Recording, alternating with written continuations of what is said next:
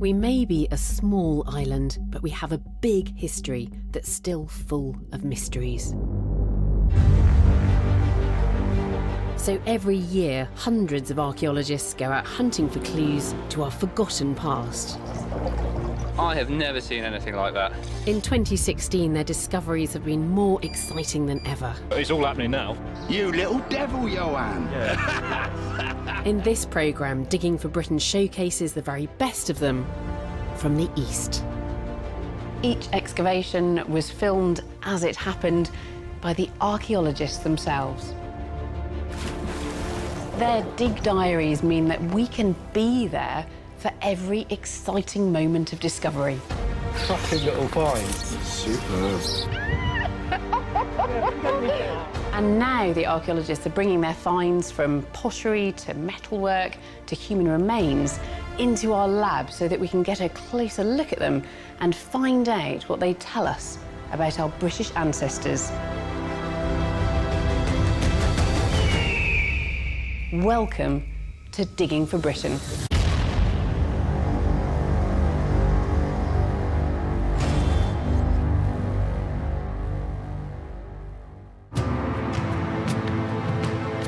In this programme, I'm joining archaeologists in the east of the country to share in their biggest discoveries. In Barnet, North London, we're searching for the site of one of the most important battles of the Wars of the Roses. We found something that's actually quite interesting and could indeed be from the battle. We travel to Norfolk to reveal strange burial rituals of the earliest Christians. We've uncovered our best preserved wooden burial. 1, 2, 3. And we're in East London as archaeologists unearth the theatre that inspired some of Shakespeare's greatest plays. It's quite thrilling to think that he was here performing on the stage that was just behind me.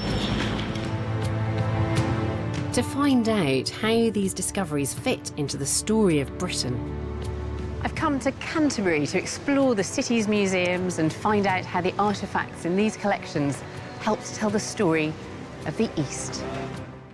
When we look back at history, we often focus on the big picture events, but what we don't always see are the personal struggles, the moments of doubt and fear, and the need for support that shaped those stories. And that's why we're so excited to share the paid partner of today's video, BetterHelp. BetterHelp is an online therapy that connects you with a credentialed professional from the comfort of your own home. No waiting rooms or inconvenient commutes, just support when and where you need it. Seeking therapy can feel like a big step, but it doesn't have to be. Instead of getting stuck in an endless loop questioning yourself, you can talk through your concerns with someone who's trained to help you find real answers, break old patterns, and build a stronger mindset. All you have to do is fill out a quick questionnaire, and BetterHelp will match you with a therapist tailored to your needs. You can message them anytime and schedule live sessions via phone, video, or chat.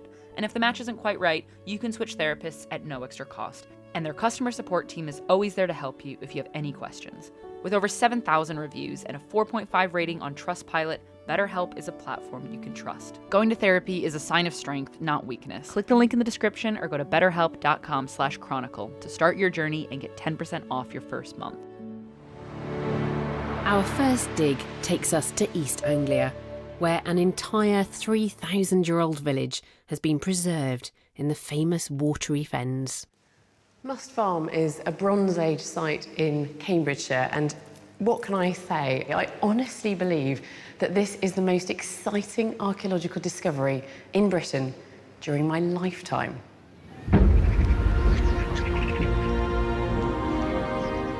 I was lucky enough to visit the site earlier this year when the excavations got underway. Oh, wow. The preservation is so extraordinary, it's been dubbed Britain's Pompeii. Oh, this has just sent a shiver down my spine. This is amazing.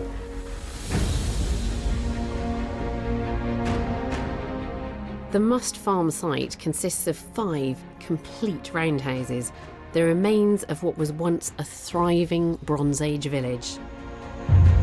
But 3,000 years ago, it caught fire and collapsed into the marshy fens where the houses and their contents were perfectly preserved in the mud. We can see quite clearly the layout of the settlement from up here. And you can see how the roof timbers, the radiating roof timbers, have fallen down almost in situ. So far, the excavations have revealed Britain's oldest wheel. It's just bigger and better than anything else, and complete. The fact it's complete is wonderful. And precious imported glass beads. Beautiful objects, aren't they? Showing us that Bronze Age Britons were technologically advanced and more closely connected to Europe than we'd previously imagined.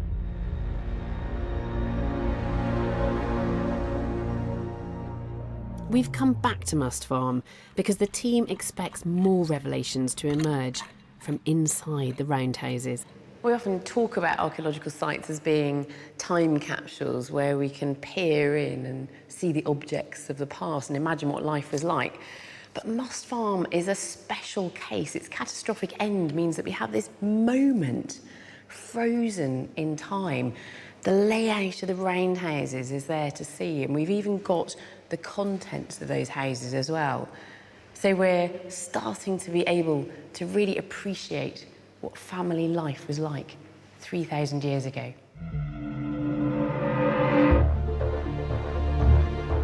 Before the discovery of Must Farm, we knew that Bronze Age roundhouses consisted of a single living space, but how this space was used was a mystery. The houses and contents are so well preserved here that for the first time, Mark Knight and his team are effectively able to step inside Bronze Age homes, where they hope to see exactly how our ancestors organised their everyday lives. It's unbelievable, isn't it? It's beyond any sort of dream of what you could do within archaeology, and the sense that there is height. You know, you feel like we have to sort of dip ahead slightly and we'll be walking into those buildings. The archaeologists begin with Roundhouse 1 in the centre of the village. They start digging at the northeastern end of the building, and one of their first finds is extraordinary: the remains of 3,000-year-old prehistoric food. You can see the sort of carbonised remains within the pot. Sometimes you can see grains, fragments of leaves and things like that. As they continue to dig, a surprising pattern emerges. Everything they find here is for food preparation. This is the northeastern quarter of Roundhouse 1. So we've got a bowl here. There's a wooden platter starting to come up here. There's a big storage vessel just there.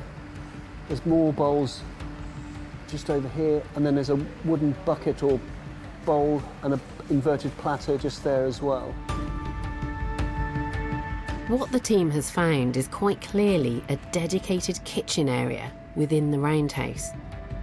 Until this discovery, there has never been any evidence that Bronze Age people laid out their homes like this. And this kitchen is equipped with everything needed for a slap-up meal. You can imagine that there was a handle here and a handle there, but presumably for presenting a meal or, I don't know, a pig's head or whatever it is that sits on this object. As the team move on to focus on another part of the roundhouse, the discoveries take an entirely different turn. Okay, so we're just excavating the south-east quadrant of the roundhouse.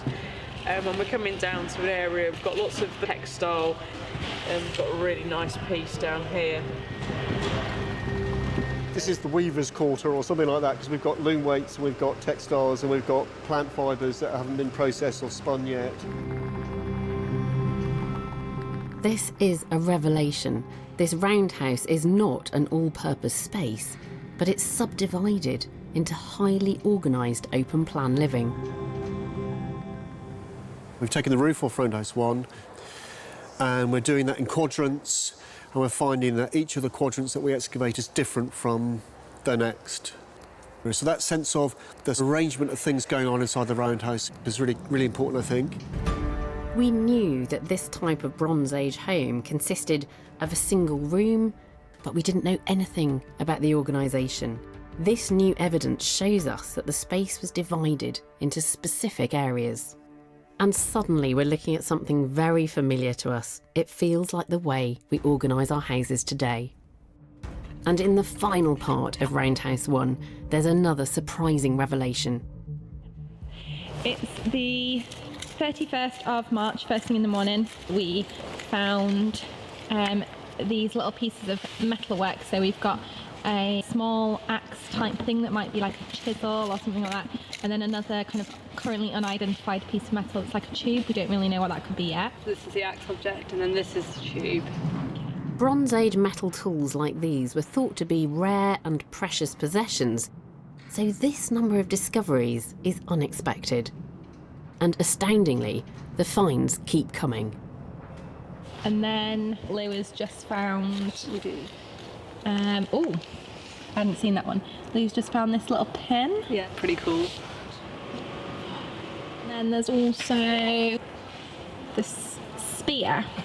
So that's quite exciting for us because that's a spear inside one of the houses. I think that's quite unusual. On site, Mark is developing a theory that could explain what's going on here. We're starting to see, I think, toolkits, but they seem to be occurring within roundhouses. So it does look like that each household had I don't know, punches and awls and chisels and gouges and axes and things like that, and tweezers and razors and things like that occurring within the household. The extraordinary finds here take us closer than ever before into the lives of our Bronze Age ancestors. I've invited Mark to join me in the lab to help explain how Must Farm is revolutionising our understanding of the Bronze Age and what it was like to live in one of those 3,000-year-old roundhouses. Mark, what would it have been like walking into this house? So if we entered this building, I think the first thing that we would find is that the floors were quite springy. So we've got a watercourse beneath us, and we're not necessarily certain about our footing, I think. And then we have that sense of distribution, I suppose. The entranceways are facing towards the sunrise, towards the east. So we're coming in where there's the most light, and that's immediately we see the metalwork distribution and all of the pots and the wooden vessels and things, and then the textiles. And so things that maybe that needed light, things that you were doing on a sort of daily basis and stuff like that. Whereas the western half of the building, it was pretty much materially sterile. It was very rare to actually find anything in there at all. So maybe that is the sort of dark recesses, the sleeping area, the places like that and things. But it's the contents of these houses that are really changing our ideas about Bronze Age living standards. Where did all of this metalwork come from? So this is all from Roundhouse 1. From a single house? From a single house. So it's already sort of bamboozling the experts in a sense of its quantity. So we're seeing for the first time what a complete assemblage or household assemblage looks like. And this is it. And it's surprising us. And it's not just Roundhouse 1. Incredibly, each house in this village was equally well equipped. It feels as if we have a set inventory for each structure, and that each structure has a list of objects that are very similar. So it's, 11 pots, 7 axes, a couple of spears, 2 sickles, 2 gouges, a razor, and then amongst that we've got wooden buckets, wooden platters. It's utterly fascinating. It's rather like if I was to come around to your house, I would expect to find certain sets of things. I'd expect in your kitchen to find a drawer that contains cutlery in it, that contains knives and forks and spoons, and I would expect that probably you'll have a garden spade and a garden fork, and probably just one garden spade and one garden fork. It's this kind of level of detail that we're getting at. Absolutely, and I think that's the sense of, you feel like we're adding some sort of texture and flesh, I suppose, to that period that we'd not previously had. Importantly, Mark doesn't think that the settlement at Must Farm was extraordinary. I'd like to think that this is typical. This is a representative settlement of the later Bronze Age. This is not an anomaly. We're not looking at some sort of special place and things. We're actually seeing something that it's been beyond us because we just don't get these levels of preservation.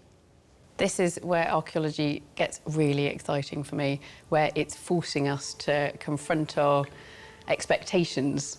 Yeah. And it's going to make us change our minds. I think so. I feel like Do you know what I feel like? For the first time, I feel like we're digging their world and not our world. And I think that's the difference. The excavations at Must Farm are rewriting our understanding of life in the Bronze Age. It seems that 3,000 years ago, our ancestors enjoyed a lifestyle that we'd recognise today, complete with lovingly designed homes and much prized personal possessions. This muddy and waterlogged site is revealing the beginnings of our modern world.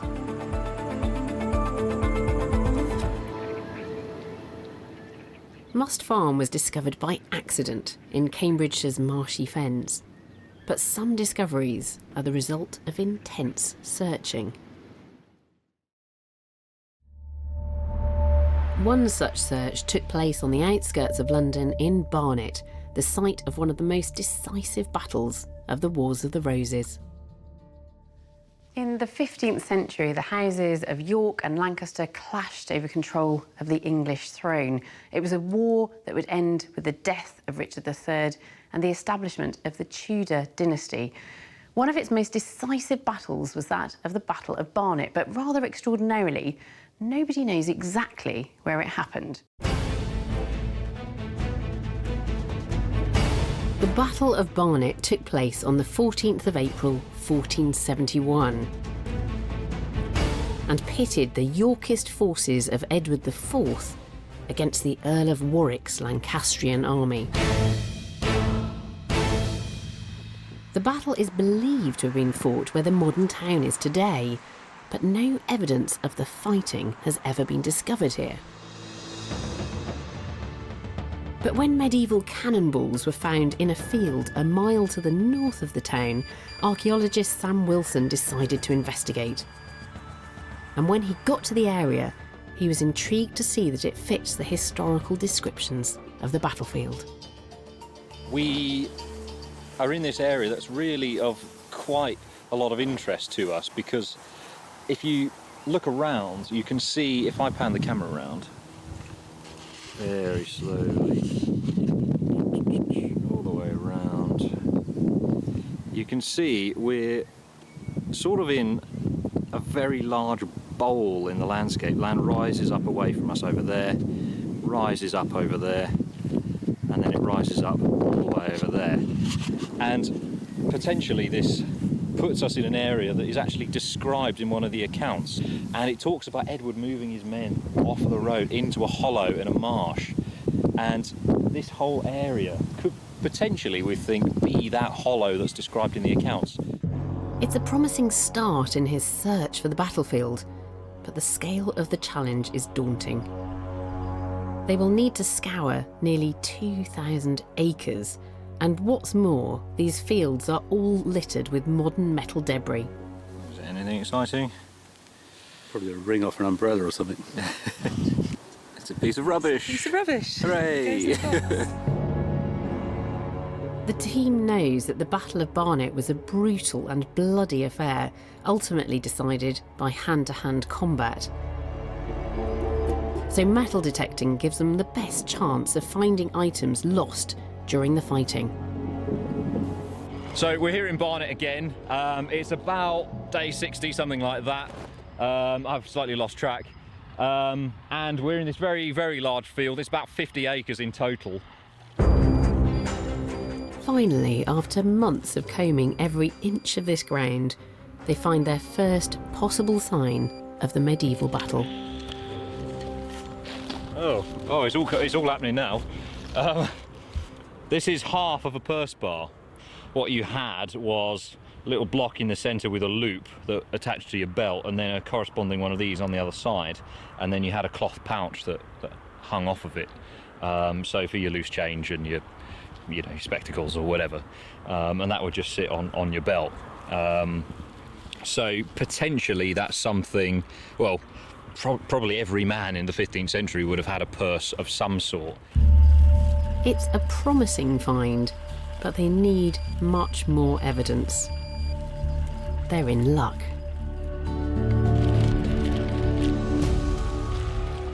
Well, that's really good. I mean, that's about the fourth spur we've had I'll let you do the explanation, Simon. Yeah, it's a mount for leather. It's got like little hooks on the back for piercing the leather then and folding over.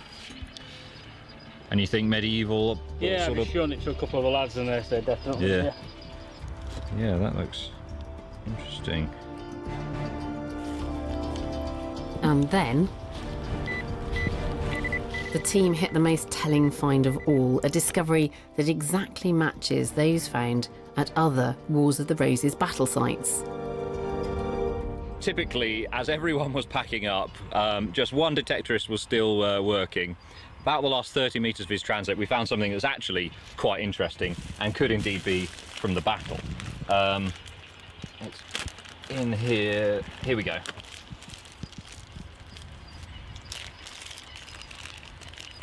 So this is medieval. It's a mount. It's quite substantial, so it's possibly a bit too big to be a belt mount. It might be off a horse harness, something like that. Perhaps this is actually from the battle, or certainly we're getting close to the battlefield. You'd expect to find items like this on a battlefield, and they are all from the right period in the 15th century. So could this be the site where Edward IV defeated the Earl of Warwick, eventually paving the way for a Tudor dynasty? I love that. Can I pick it up? Yeah, sure.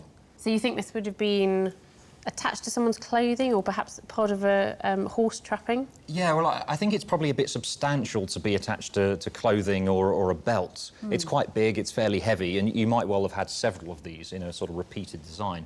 So perhaps it could be something from a horse harness, a bridle, something like that. But of course, the armies used a lot of horses, thousands and thousands of horses, to get to the battlefields. So they're using guns from a distance. I presume that this is brutal stuff. The cannonballs really work by pure brute force. They're solid spheres of lead. Some of the larger ones have got iron cores in them or stone cores. And really, they were just there to punch through files of men. I find it really odd that Edward is bringing his men into this low-lying area. That seems like such an odd strategy if you're just about to engage in battle. I think that probably is due to the fact that Edward approaches the battlefield as it's getting dark. He doesn't quite know where Warwick is, and vice versa. But it plays to his advantage. According to some of the accounts, Warwick actually is firing his artillery where he believes Edward to be. The accounts describe that the shots go over the heads of Edward's men, and perhaps that's because they're down in this hollow. Do you think you've got enough evidence to actually reposition the whole battle? I think, based on this concentration of evidence and the apparent lack of evidence elsewhere, I think we're certainly getting close to it. You'll have to come back next year and tell us how you do. I hope so, and I hope I can have more cannibals with me. Incredibly, the precise location of the Battle of Barnet has been lost for over 500 years. But Sam's investigation is bringing us closer to discovering not only where it was fought, but how the landscape proved to be a decisive factor in this bloody clash that led to the foundation of the Tudor dynasty.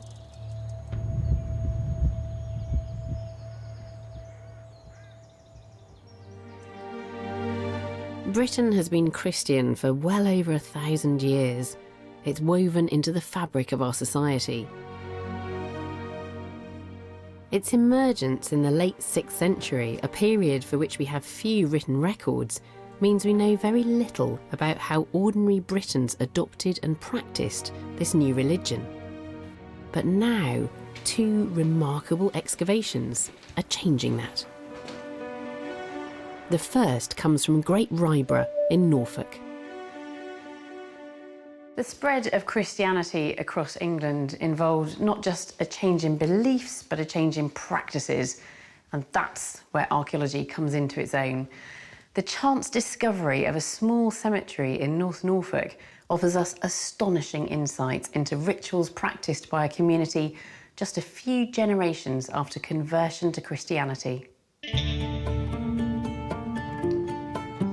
In late 2015, landowner Gary Brice started to dig a conservation reservoir on his land. But not long after the diggers started work, one of the workmen found something unexpected: a human bone. Within days, multiple fragments of skeletons began to emerge from the mud. Shocked would be the first words that spring to mind. Now, it's quite exciting. Gary had no idea what he'd stumbled upon, so he called Historic England, who in turn brought in experts from Museum of London Archaeology. No. But as the skeletons were properly excavated, it became clear that this was no ordinary burial site. This is the first time we've seen tree trunks that have been hollowed out to contain the body. It appeared that every person here had been laid to rest in a hollowed-out tree trunk. This is a very unusual burial practice. But who were these people, and why were they buried in this strange way? Site director Jim Fairclough believes the orientation of the graves provides a strong clue. Basically, by the positioning and the orientation, we think there may be some Christian influences. But again, without any sort of grave goods or anything like that, it's kind of hard to tell right now. Like most Christian graveyards, the people buried here are facing east. Dating the cemetery may provide a further clue, but at this point, there are no objects here which could point to a particular time period. Then, one of the team gets lucky. Well, it basically looks at the section of pot base, the basically a shard of Ipswich ware, so mid-Saxon. This is an important find, as a mid-Saxon date, roughly around the 8th century, suggests that these people probably were Christians, and amongst the first Britons to convert to Christianity.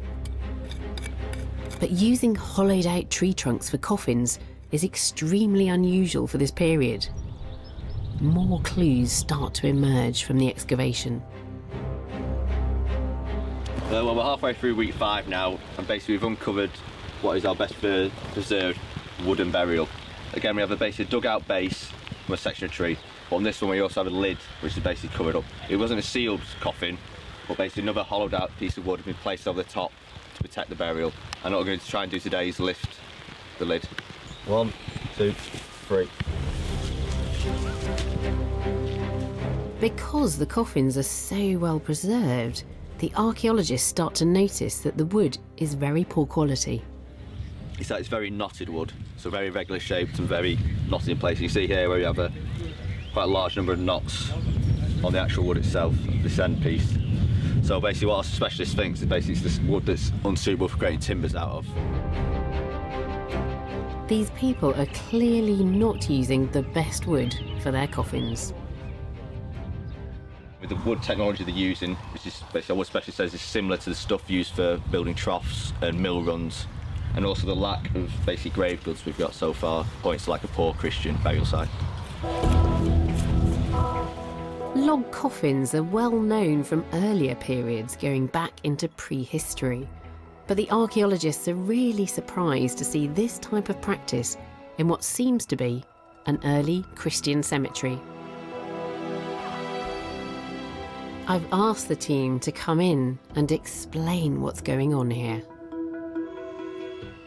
So this is certainly unusual to have these log burials. And does that hark back to an earlier pagan past, do you think? I think it does. We have to be very careful when we're talking about pagan, because it's a pre-Christian religion or religions. We don't exactly know how they articulated their faith and their religion, but we do know from burials of that date that they were using structures, wooden structures of some sort, where the body was very clearly laid out in the ground.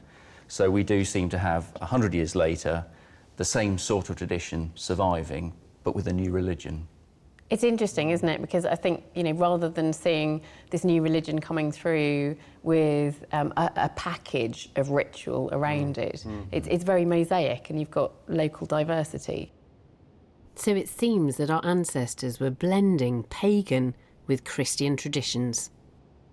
Mid-8th century, there are lots of cemeteries that still have grave goods and orientations of graves in all sorts of directions, and things like ring ditches that suggest that there might have been barrow mounds over them. So it was a time of great religious diversity. We need to look in more depth at the find spot and see if we can build up a bigger picture from it. But it's exciting times. Yeah, and it's thrown up all of these surprises. Yeah. Totally by chance. Totally by chance. We just haven't seen a cemetery like this before anywhere in England. This is such a surprising and unexpected discovery which seems to hark back to very ancient traditions.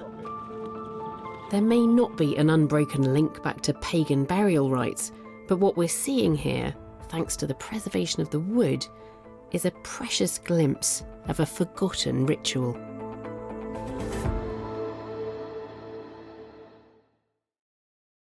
Chance finds like this log coffin, in fact that whole cemetery full of log coffins, give us a really important insight into how Christianity was actually practiced in those generations just after the re-emergence of this religion in Britain. But in a largely illiterate world, how did people first come into contact with Christianity? An excavation in North Oxfordshire tells a very surprising story of how the religion spread. In mid-2016, excavations in advance of quarry work unexpectedly revealed a large burial ground. Over 120 graves were discovered, many dating to the 7th century, a time when Christianity was first taking root in Anglo-Saxon England. Knowing that a site like this might produce some incredible finds, Oxford Archaeology's Steve Lawrence kept us this dig diary. This site is a complete surprise in terms of the Saxon archaeology. We'll be here until it's done. We estimate about 2 to 3 more weeks to finish off the graves we have left. Very quickly, the team realised that this was no ordinary burial ground. The discovery of rich grave goods with some of the skeletons indicates that the local Anglo-Saxon aristocracy was buried here, many of whom may have been Christian. Then, towards the end of the dig, they uncover one grave that is particularly intriguing. The first thing they notice are small pieces of iron mysteriously dotted around the skeleton. This is one of the most exciting graves we've had so far. At the western end, we have 2 iron headboard stays just showing up. We have the skull, you can see at the very bottom, but that's overlain by this layer of rubble. The team have unearthed something incredibly rare, an Anglo-Saxon bed burial. Underneath our backs here, we do have some small iron fittings, some delicate iron fittings that go with the bed. Once we reveal or remove all of this limestone rubble, we should then see also further iron fittings. Bed burials are unique to the 7th century, a time when Christianity was first spreading across Anglo-Saxon England. And strangely, the only people buried in this way were women. This one seems to fit the pattern. At the moment it's looking more female than male, but that's only judging by its brow. There's not too much wear on the other teeth, so it probably is still quite young as well. Quite young. The team removed the rubble from the grave to examine the remains of the bed in more detail. We've now got revealed a series of 3 cleats going down each side. These are to hold the planking of the bed together.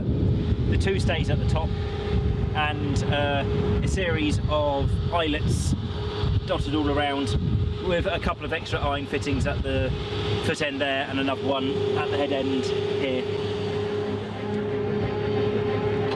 These corroded pieces of iron once held together an expensive, ornate bed.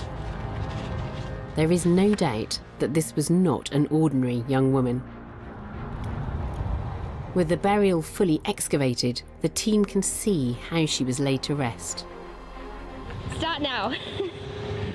We now have the bed burial fully revealed. From the skeleton we can now tell it's definitely a young adult female. She's been kind of buried in almost a sleeping-like position on her side. To find out why this wealthy Anglo-Saxon woman was buried in this way, and to see what she can tell us about Christianity at the time, I've asked some of the team to join me in the lab. So these are the remains of this young woman that was buried with a bed at your site, Steve? Yep. These are fresh out of the ground. They only came out of the ground a couple of days ago, so... Were there any other associated artefacts with her to give us more of a clue to her identity? Unfortunately not. It was just the body and the bed. I say just the bed. I mean, the bed is an amazing discovery. Yeah. And Sam, you've dug sites where you've seen bed burials, but I think you've had other artefacts in the burial as well. Yeah, no, we had a very nice site at Trumpington, just outside Cambridge, and that burial had spectacular finds with it. A gold and garnet pectoral cross, so one of these kind of nice cruciform designs. So we're starting to get associations from that burial, but also some of the other bed burials, that these are often associated with potentially high-status women. And high-status women who are demonstrating their allegiance with Christianity? There are 5 examples of these very distinct pectoral crosses. 2 of them are with bed burials, 1 of them is with St Cuthbert. You know, it's a real striking set of finds that you've got there. I think it has to be with those burials associated with Christianity. Is there any way that being buried in a bed can be seen as part of that? It's an interesting question. I mean, my sort of colleagues who study Anglo-Saxon literature will talk about links between verbs to sleep and to die that you start seeing come through the Christianised literature. I think it's definitely a possibility of what's actually going on at this time. It may be that bed burials were seen as a clearly Christian burial practice, and wealthy women may have had a vital role in converting Britain to Christianity. So is this telling us something interesting about gender and the spread of Christianity? Because I think we tend to think of the church as being incredibly male-dominated. Not in the 7th century. For a lot of aristocratic women in this period, it offers an attractive and a viable alternative to marriage. But at the same time, it's a way of them retaining their power. Yeah. And it's a network that spreads across Europe as well. So women who are running monasteries in England have sisters who are running monasteries in the Frankish kingdoms. And so these networks of power are actually spreading across Western Europe at this time. And it's not until later on that women lose that place within the church. The discovery of bed burials like this casts light on a vitally important but almost entirely forgotten part of our history, a network of powerful women who helped to introduce Christianity to ordinary Britons. And it's intriguing that for many of these women, Christianity offered not just a spiritual faith, but a chance to live their lives independently. One of the most important of these women lived here in Canterbury, Queen Bertha of Kent.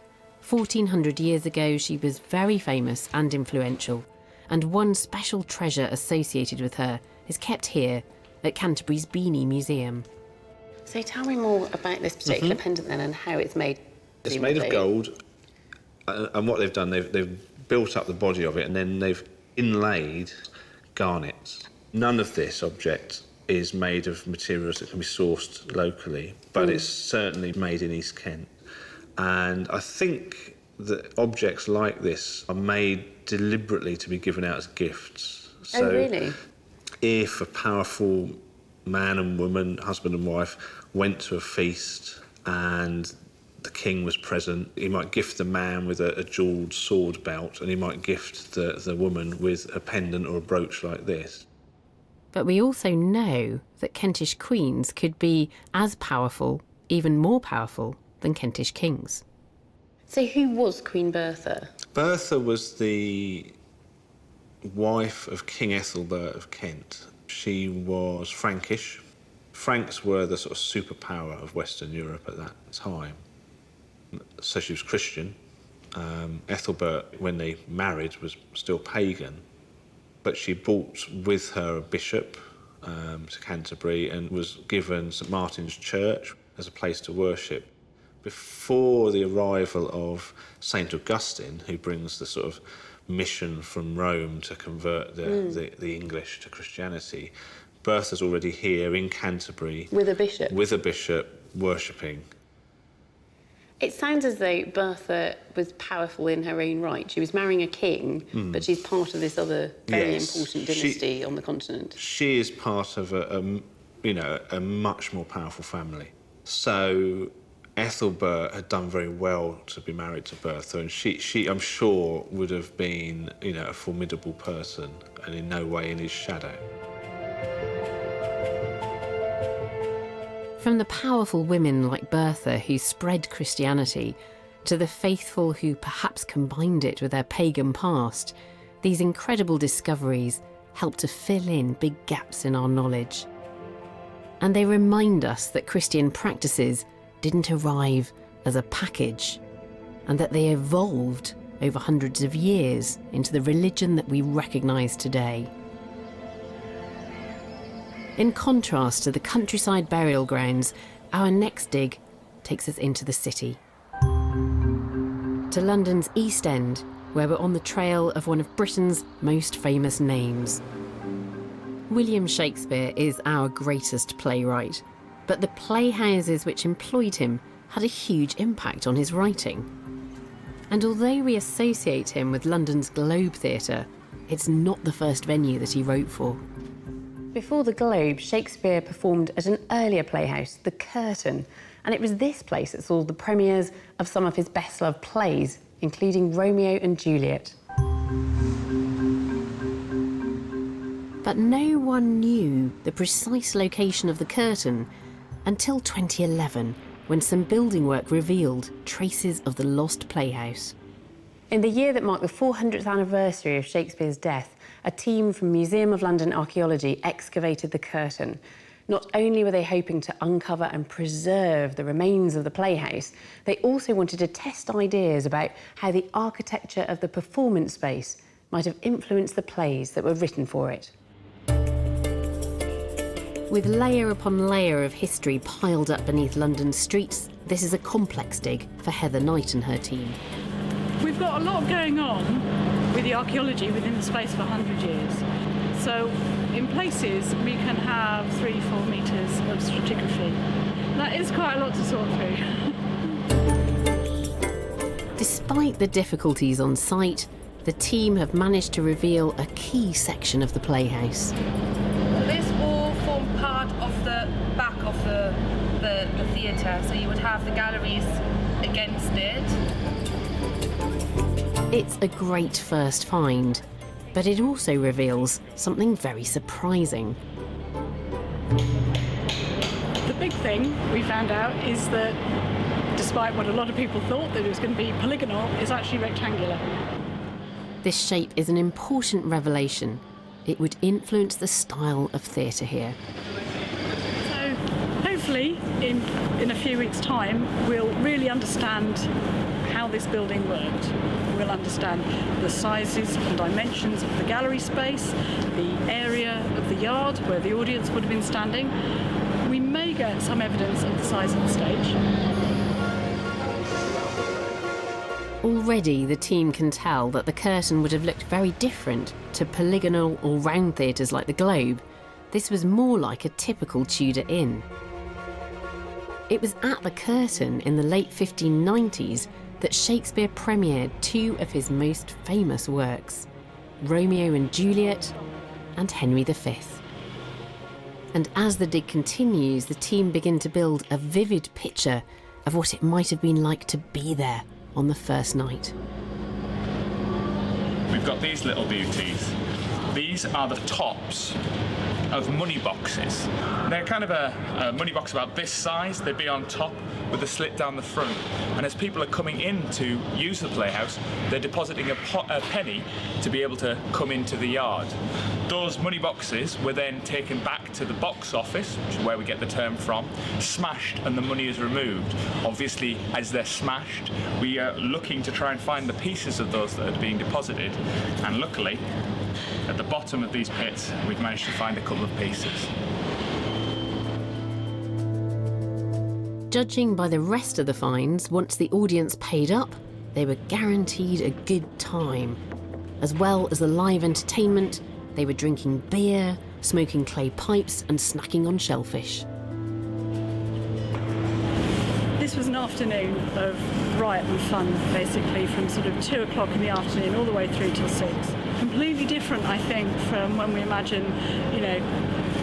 when we go to see Shakespeare perform today. A completely different experience. By week 8, the team have uncovered more of the building's structure. But they are struggling to find what they really want, the stage itself. Then, during the final week of the dig, they make a breakthrough. It appears that one section of the wall that they thought was a later addition is exactly what they've been looking for. This wall that I've got my hand on has been with us for quite a while, and it actually could be, what we're thinking at the moment, is it's the foundation for the front of the stage. So what they've done, in effect, is created a masonry shoebox, if you like, which they've then created the wooden stage on that masonry foundation. At 14 metres wide and nearly 5 metres deep, the stage is far bigger than the team expected. Its discovery is helping them reconstruct for the very first time what the curtain may have looked like during its heyday. With a wide yard for the standing audience, 2 side galleries, and a large rectangular stage at the back of the playhouse. So here we are in the, celebrating 400 years of Shakespeare, and it's quite thrilling to think that he was here performing on the stage that was just behind me. So how do all these discoveries increase our understanding of Shakespeare's work? I've asked Heather to join me in the lab. Must have felt pretty incredible digging that site and knowing that you were that close to Shakespeare. Yeah. Do you think the building itself would have influenced the playwrights and the types of plays being put on there? When we think about the plays that we know performed there, things like Henry V, Romeo and Juliet, you think of the sword fights that take place within those plays. Is it a big enough stage, do you think? Oh, I think so. Yeah. Yeah. I think it'd be, it's bigger than, say, the stage at the Rose. Really? And it's also bigger than the stage at the neighbouring theatre as well.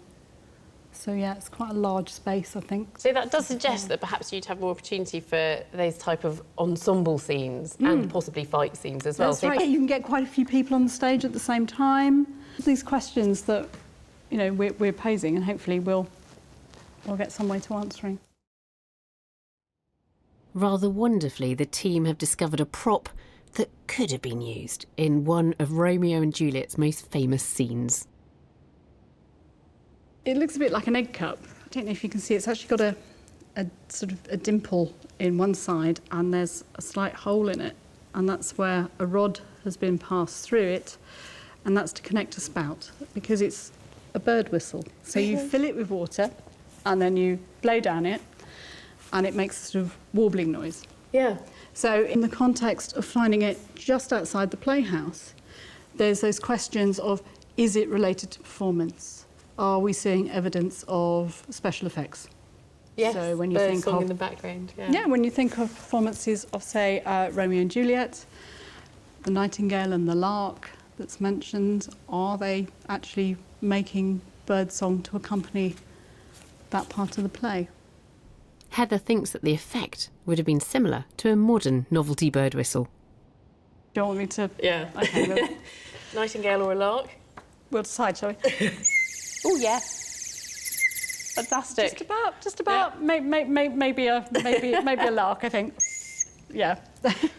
It's one of those things we'll never know, isn't it? No.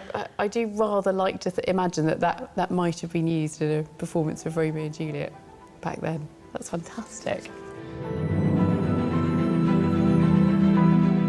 For the first time, archaeologists are able to suggest how the Curtain Theatre was a major influence on Shakespeare. Its large stage gave him the freedom to write the famous fight scenes in masterpieces like Henry V and Romeo and Juliet. Our final discovery takes us right back to the beginnings of England as a nation through an extraordinary find made near the village of Watlington in Oxfordshire. In the 9th century, England consisted of a number of Anglo-Saxon kingdoms. They were ruled by powerful kings, some of whose predecessors had migrated to Britain from the continent in the 5th century. Their laws and language would lay the foundations for England.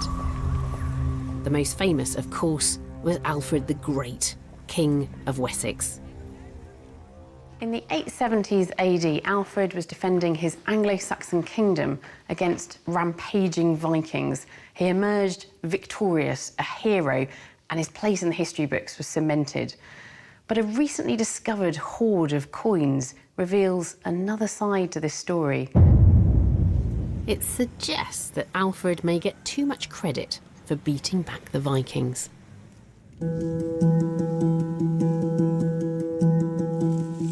In late 2015, James Mather was detecting a field near Watlington and not having much luck. I'd been out detecting for about 5 hours, and unfortunately I hadn't found very much. When I noticed a patch of high ground, which I hadn't detected on before, well, not long after I'd started detecting there, I received a really good signal.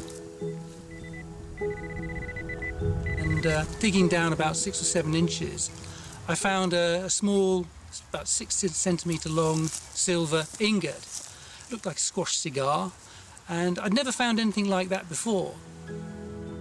James later realised that this was a Viking ingot, a solid block of silver used as currency. It's a rare find for southern England.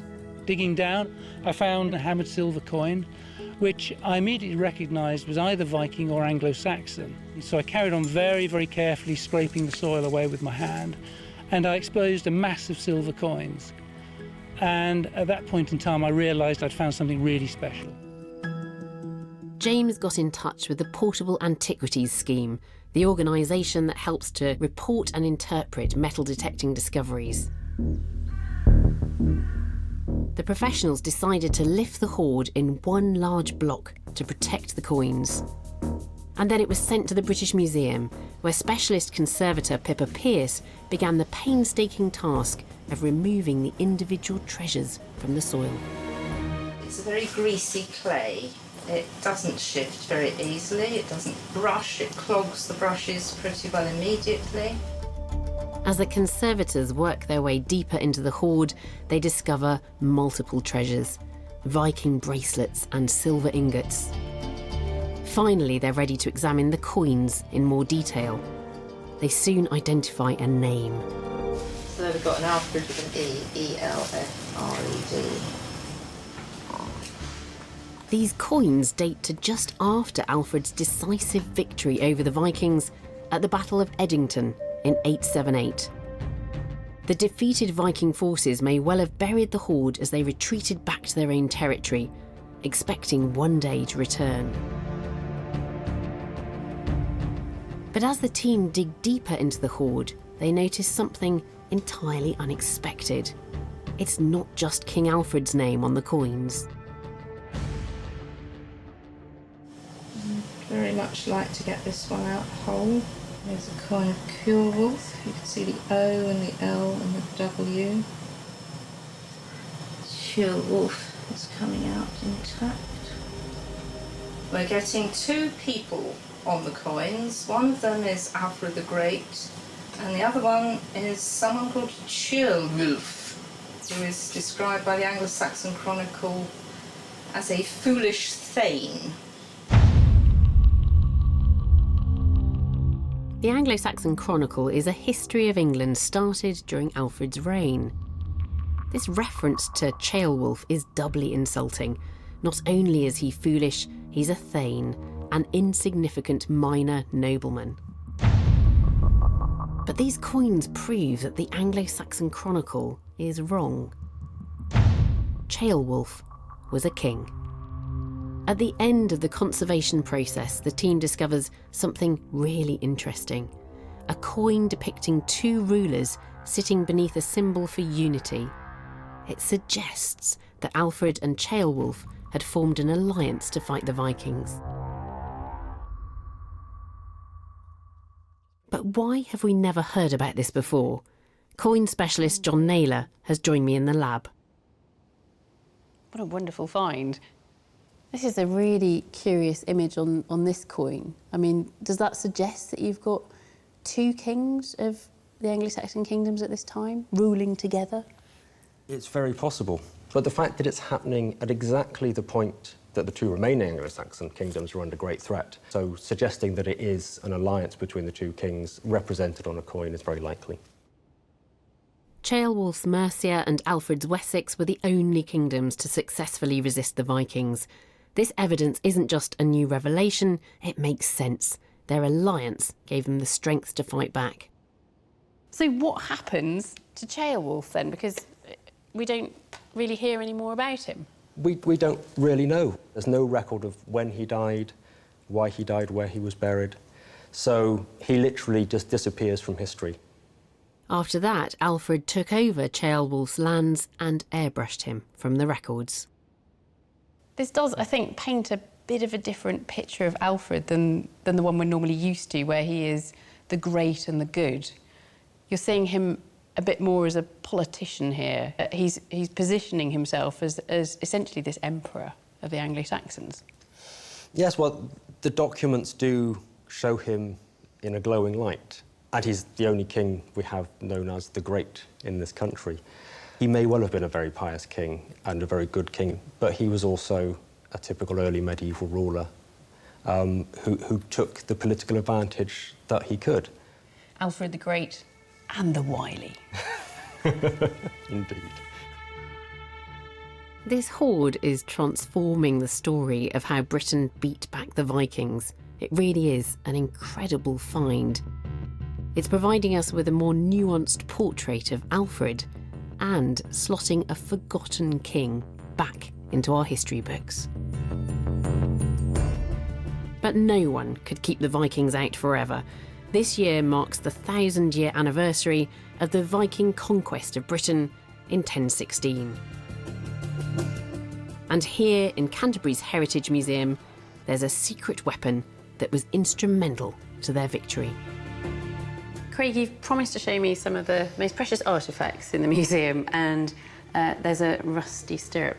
This is a rare Viking stirrup made of iron from the early 11th century.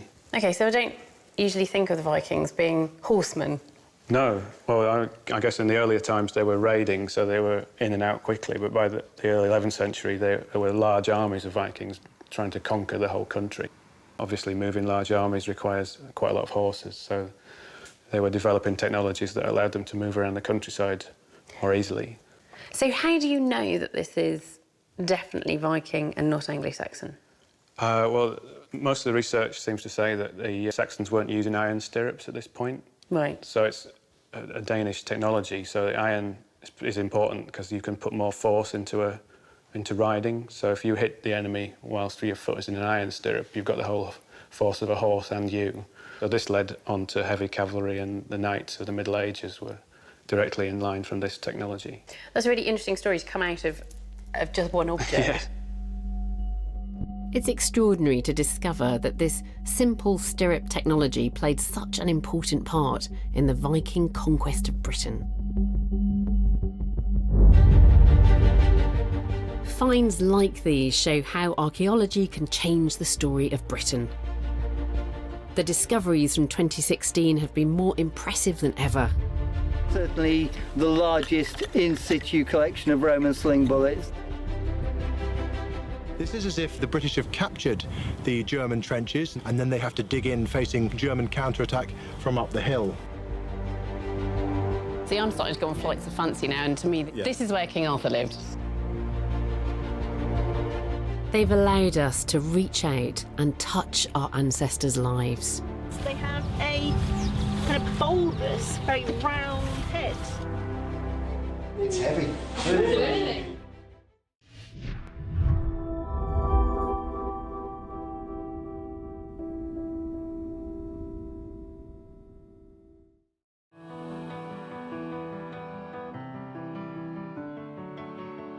This is Digging for Britain, the programme which brings you this year's most outstanding new archaeology. All year, in hundreds of digs across the UK, teams have been uncovering new archaeological clues which help us to tell our story. Hey! We'll be looking at highlights from all the digs with in-depth analysis from archaeologists who are going to extraordinary lengths to uncover our history in a way that only archaeology can. And they've been out there filming themselves to make sure that we were there for every moment of discovery. It's in perfect mint condition. Amazing. And they'll be joining us back here at the Dorset County Museum to help us make sense of what the new finds actually mean. Tonight we're in the west of England as we meet army veterans on the hunt for Anglo-Saxon warriors. We investigate Britain's earliest leprosy hospital, changing what we know about how sufferers might have been treated. And we reveal a lost Roman masterpiece.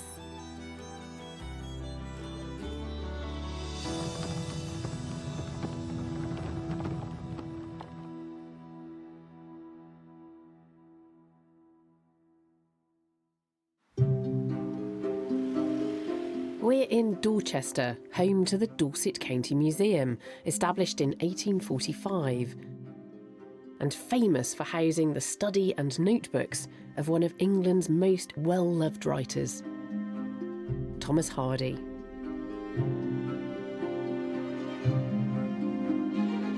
But it's also home to some of our most important treasures, like the Chickerell rings, these Bronze Age gold torques discovered by metal detectorists.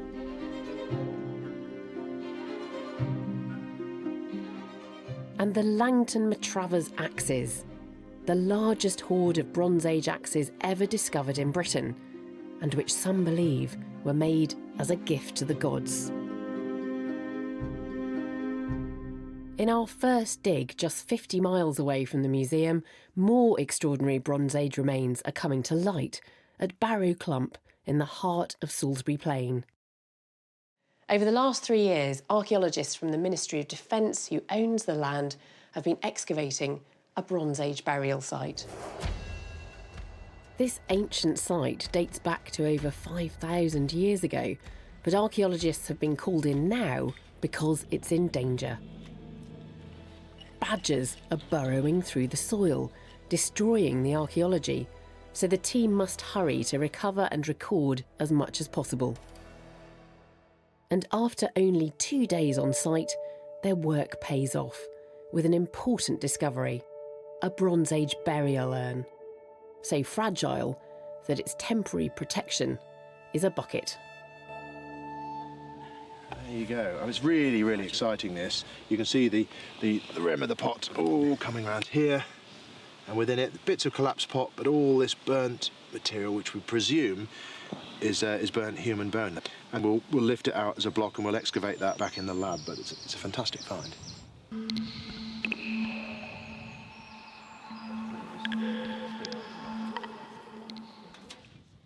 Having gently excavated the urn, osteoarchaeologist Jacqueline McKinley carefully lifts the collar.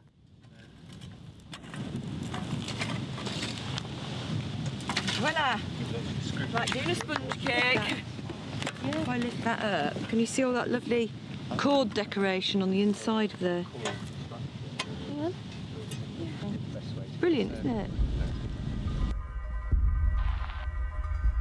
No sooner has the first urn been rescued, but a second vessel is found. This much larger urn has been buried upside down. It is moving though, isn't it? I'm just worried.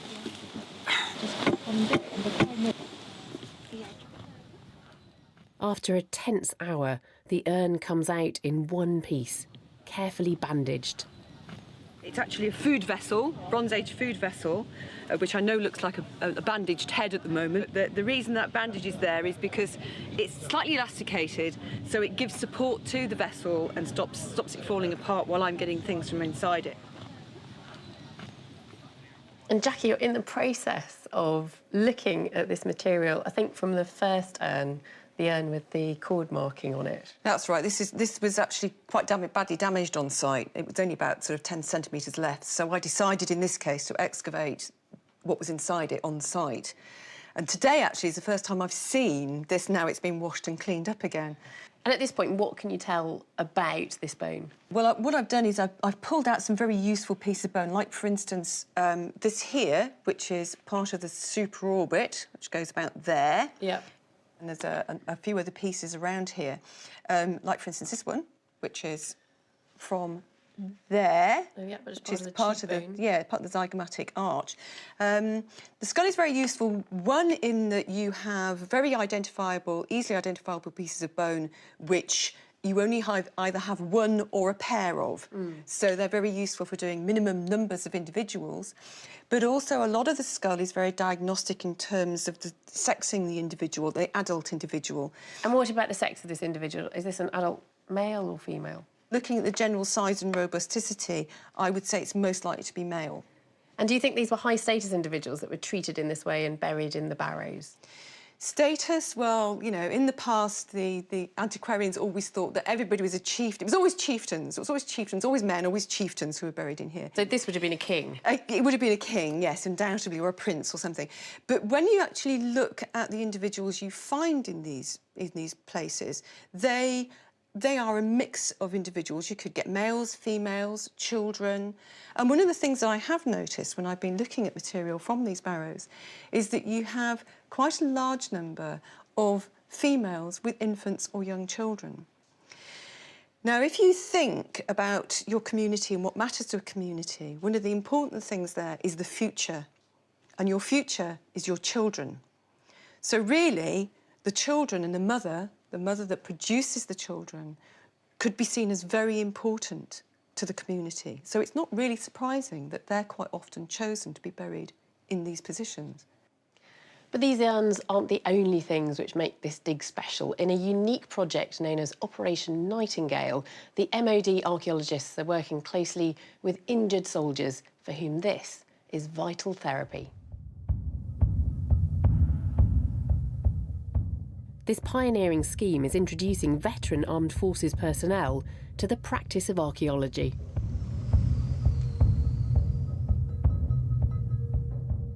Operation Nightingale is really a recovery opportunity. Some of them will want to, having had maybe a tough operational tour, will want to just come out and experience a very benign atmosphere. You can see how it's quite cathartic in the broadest sense, that you can come out here, be with your friends, and just get to understand a little bit about the past landscapes over which you've trained over many years.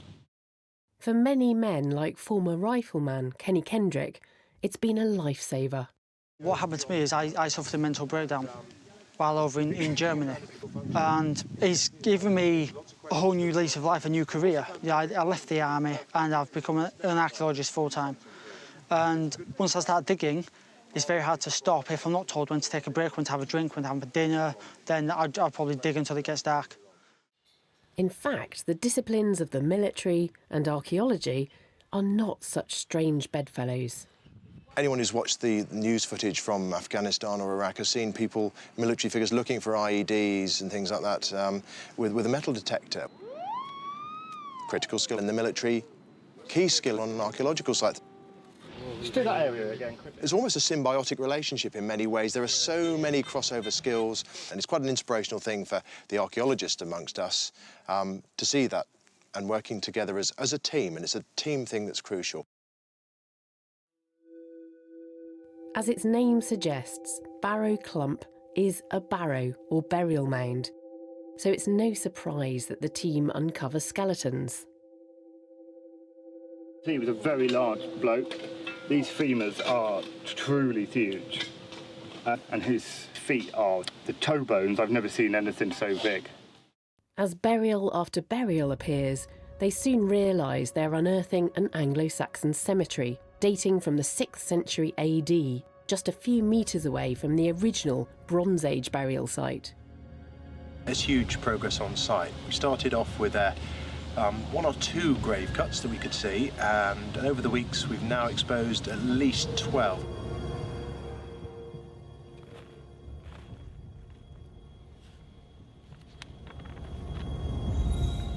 There we go.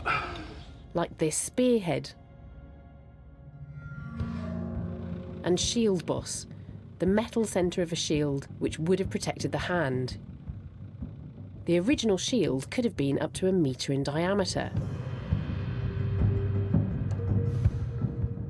These are warriors' graves.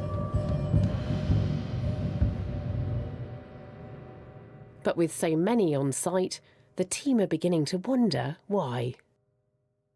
One of the theories that was put forward to me by one of the soldiers on the project was that the outside of the ditch seemed to have quite a large concentration of males with shields, and thought that this was perhaps something like an equivalent in death of the Saxon shield wall protecting those buried inside the monument, which I think is a really lovely idea.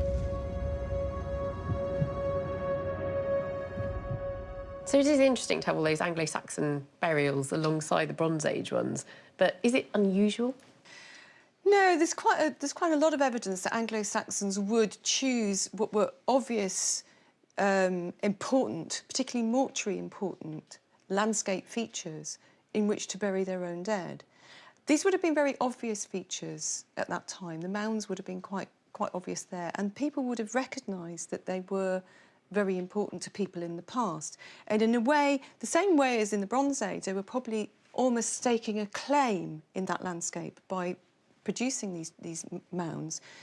The Anglo-Saxons, by coming in and burying their dead there, may also have been staking a claim to the same land.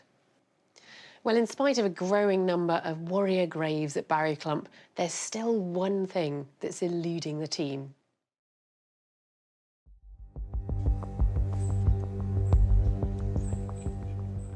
The chap in front of us has between his knees the remnants of an iron shield boss, and that's one of several we've now had over the site.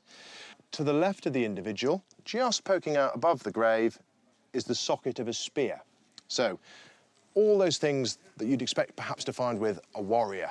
What we're missing from that, and something you see referred to throughout Saxon poetry, is a sword. Swords were prized by the Saxons, but are extremely rare finds. Richard's greatest hope is that they'll find one, but despite unearthing 75 graves, the prize is proving elusive. However, the badgers burrowing on this site have left a trail that leads the team right to this year's prize find. As we were going down, we had a lot of badger packing material, so we weren't sure whether they would have disturbed any remains that were there. As it happens, we do have a badger run that does run right alongside and has damaged the skeleton, but the rest of it is very well preserved. And we're very lucky in the fact that we've got a sword lying alongside it. So this one's got the big three, really, and it's got the spearhead, the shield boss, and then a sword alongside. Now all they have to do is get the sword out. An extremely delicate task, carried out by Lynn Wootton, conservator with Wessex Archaeology. It's a sword which is sitting right on the top arm bone, which is coming out in fragments. I'm going to try and get the whole lot up in one go. If the sword survives excavation, the trick will be to find out if it's pattern welded. This was a complicated method of forging a blade to produce a top-class sword. A clue, perhaps, to the man who was buried with it. We're thrilled to be joined by Richard and some of his colleagues from the medical squadron here this evening, and we're especially lucky because we're going to X-ray the sword in real time right here in the museum. But before we do that, Richard, what can you tell us about it? Well, we're really excited about this because this was the only sword we had, and it was found by one of the soldiers of the project, so really, really exciting. And what we really want to know is to see whether it is one of those fabulous high-status weapons that's pattern welded and really part of the whole mythology of Anglo-Saxon England, of the sword with its name and that sort of thing. It's a powerful item. And this came out of the ground in one piece, didn't it? It did, and it was a nervous moment having this thing lifted Excalibur-like from the ground. Somebody take it, the two hands. There you go. It's not touching very well, so it's... Oh, lots of mineralised wood. You want some bag? So yes, a real thing of beauty, and the sword being such an important artefact in the 6th century, this was really quite a thrill to find it. So what we've got here, I mean, this is the handle end, obviously, and is there bits of copper along? That's right. You've got the remnants of the scabbard, and perhaps you can make out little traces of mineralised wood, which is the fabric of the scabbard. And these are the gilded copper alloy mounts at the side of the scabbard. Same with the top area. It might have some decorations. The X-ray will hopefully show us that. And then perhaps you can see some elements of the horn handle that was here in its 6th century guise. So that's been mineralised as well. So is there an iron core running through the middle of that then? Yeah, that again will pick up on the X-ray. And have you cleaned it up at all, or is this just as it came out of the ground? This is subject to immediate stabilisation, so it doesn't deteriorate, and then the full conservation will happen after the event. Brilliant. Well, I think we should probably let Sergeant McDougall and Sergeant Barnet get on with the X-rays. We need to clear while they do that. Yeah.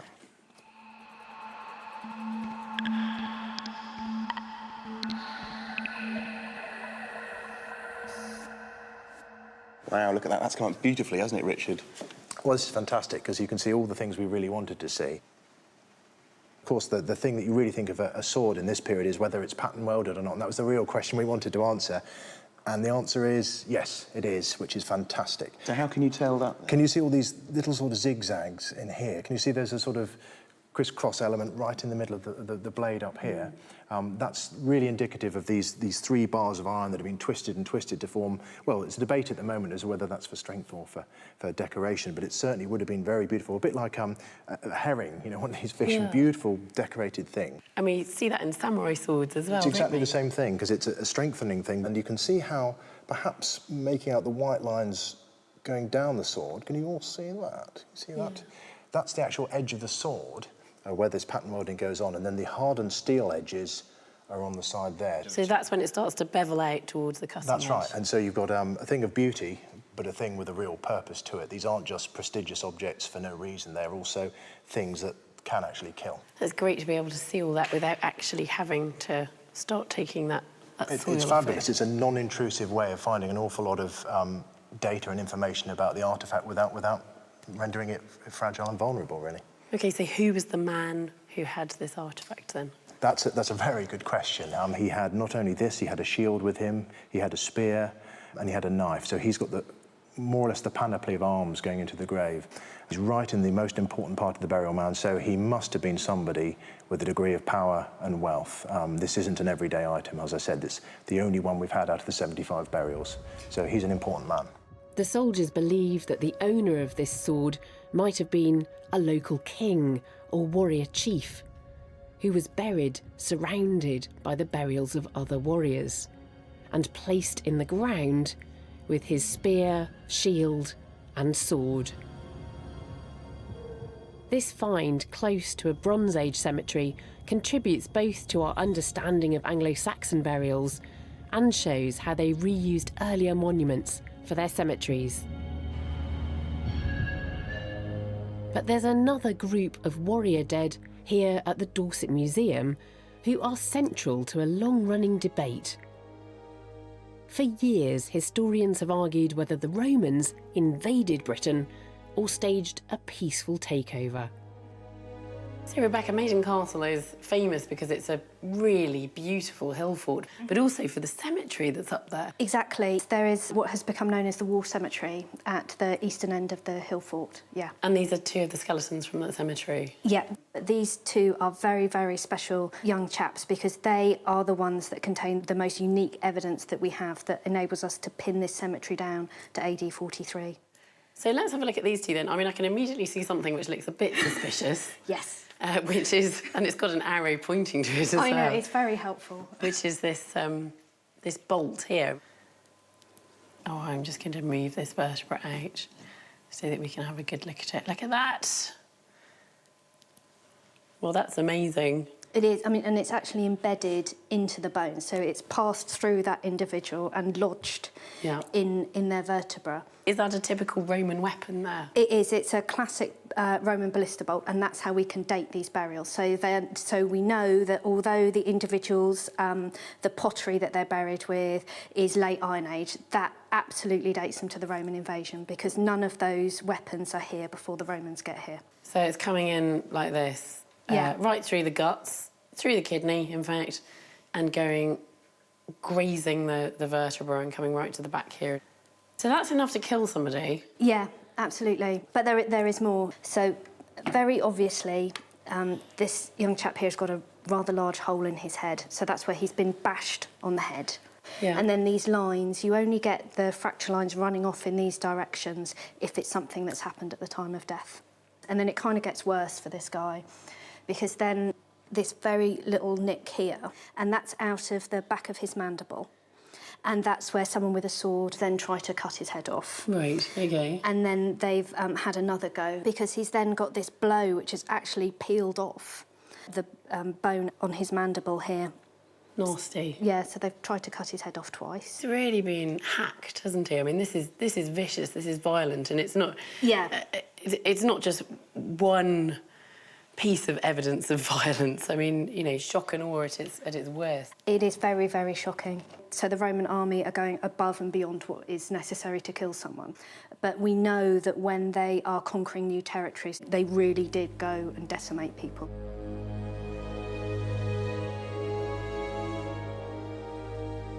These skeletons graphically reveal one side of the story of the Romans' arrival in Britain.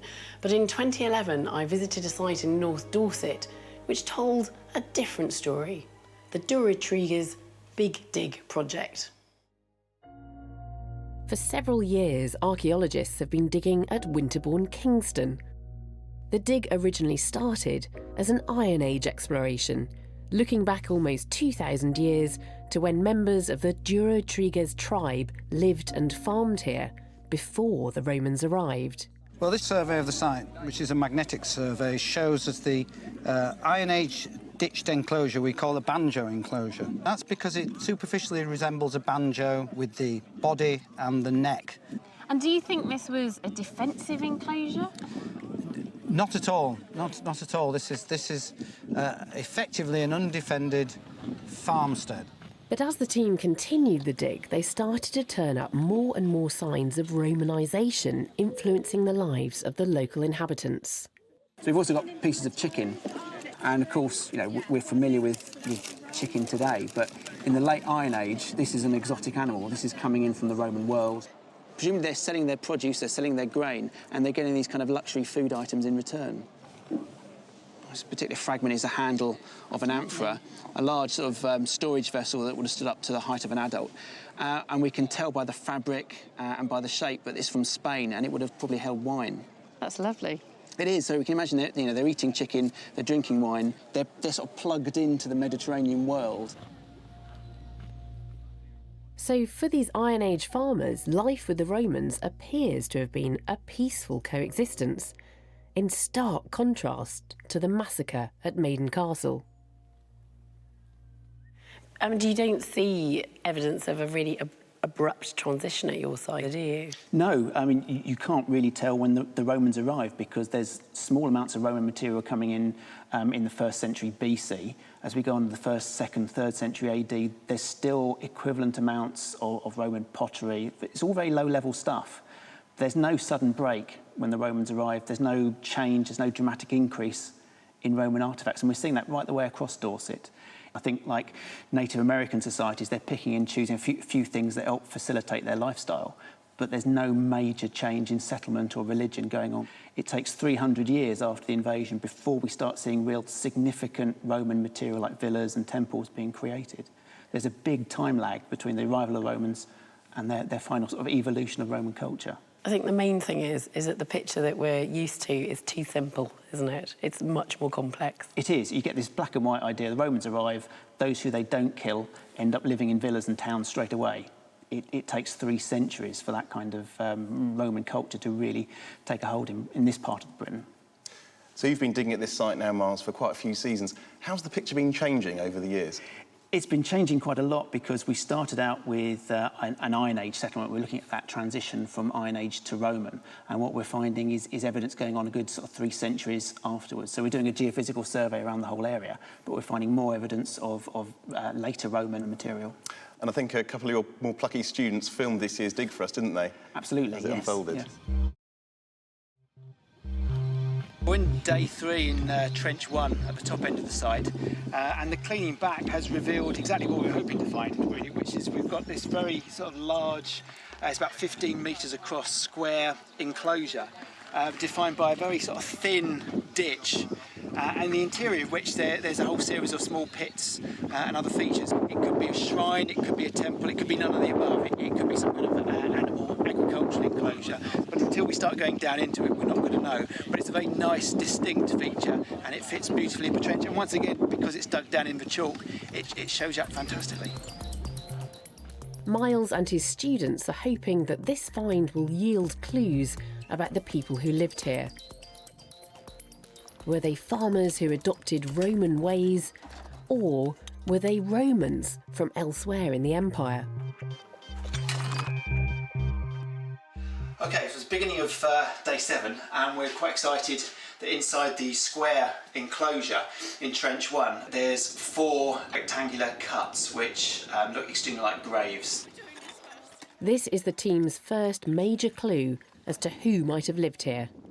So we just started cleaning up these rectangular cuts, and they have actually, thankfully, started turning up into graves. We were wondering to begin with, because these were east-west aligned, whether they were going to turn out to be Christian burials. But the heads are at the eastern end. If they were Christian, you expect them to be at the other end, so facing sunrise on the Day of Judgment. We've got a skull coming up here, and we've also got just part of a pottery vessel coming up at the other end.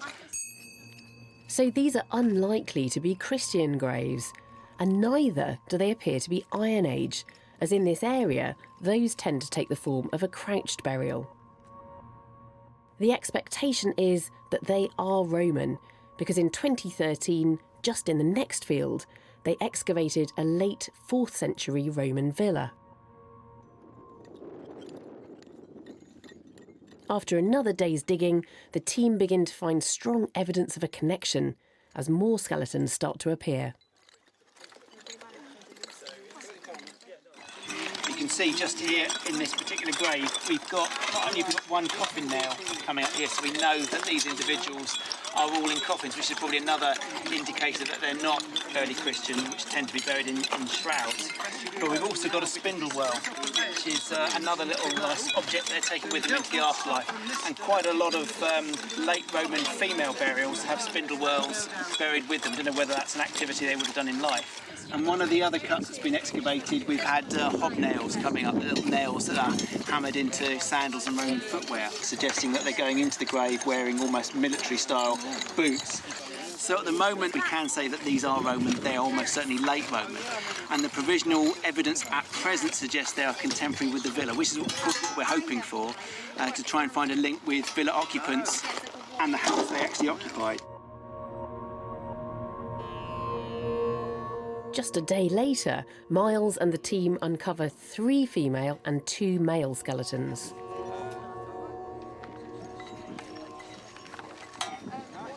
Well, it's the end of day 9. Things are going extremely well. The square barrow in Trench 1 is turning out rapidly to become what appears to be a family mausoleum. We've now got at least 5 graves in there. What looks like 1 immature, 1 sort of juvenile character, and 4 adults. None of which appear to be Christian, all of which at the moment seem to have indication of grave goods. It was traditional for Romans to bury goods with their dead, like footwear or pottery. Like this bowl they found in one of the female graves. Hopefully we'll start to get all those out and get a better idea of their date, still hoping that they are the occupiers of the villa that we excavated last year. If they can get an accurate date for the pot, it will give the team an even better idea of who these people were. So Miles, when do these burials that you've just been finding date to? Well, that's the question. The pot that comes out with them, this particular vessel, we know is made sometime about 370, 380 AD. But the question is, how old is it at the time it's gone into the grave? Yeah, that's lovely. It's got imprinted pattern on it. It's got this little rosette pattern all the way around. But you can see it's very worn. The slip's worn off. And it originally had a base. It has had a foot on it, which has broken off. And it's been worn smooth.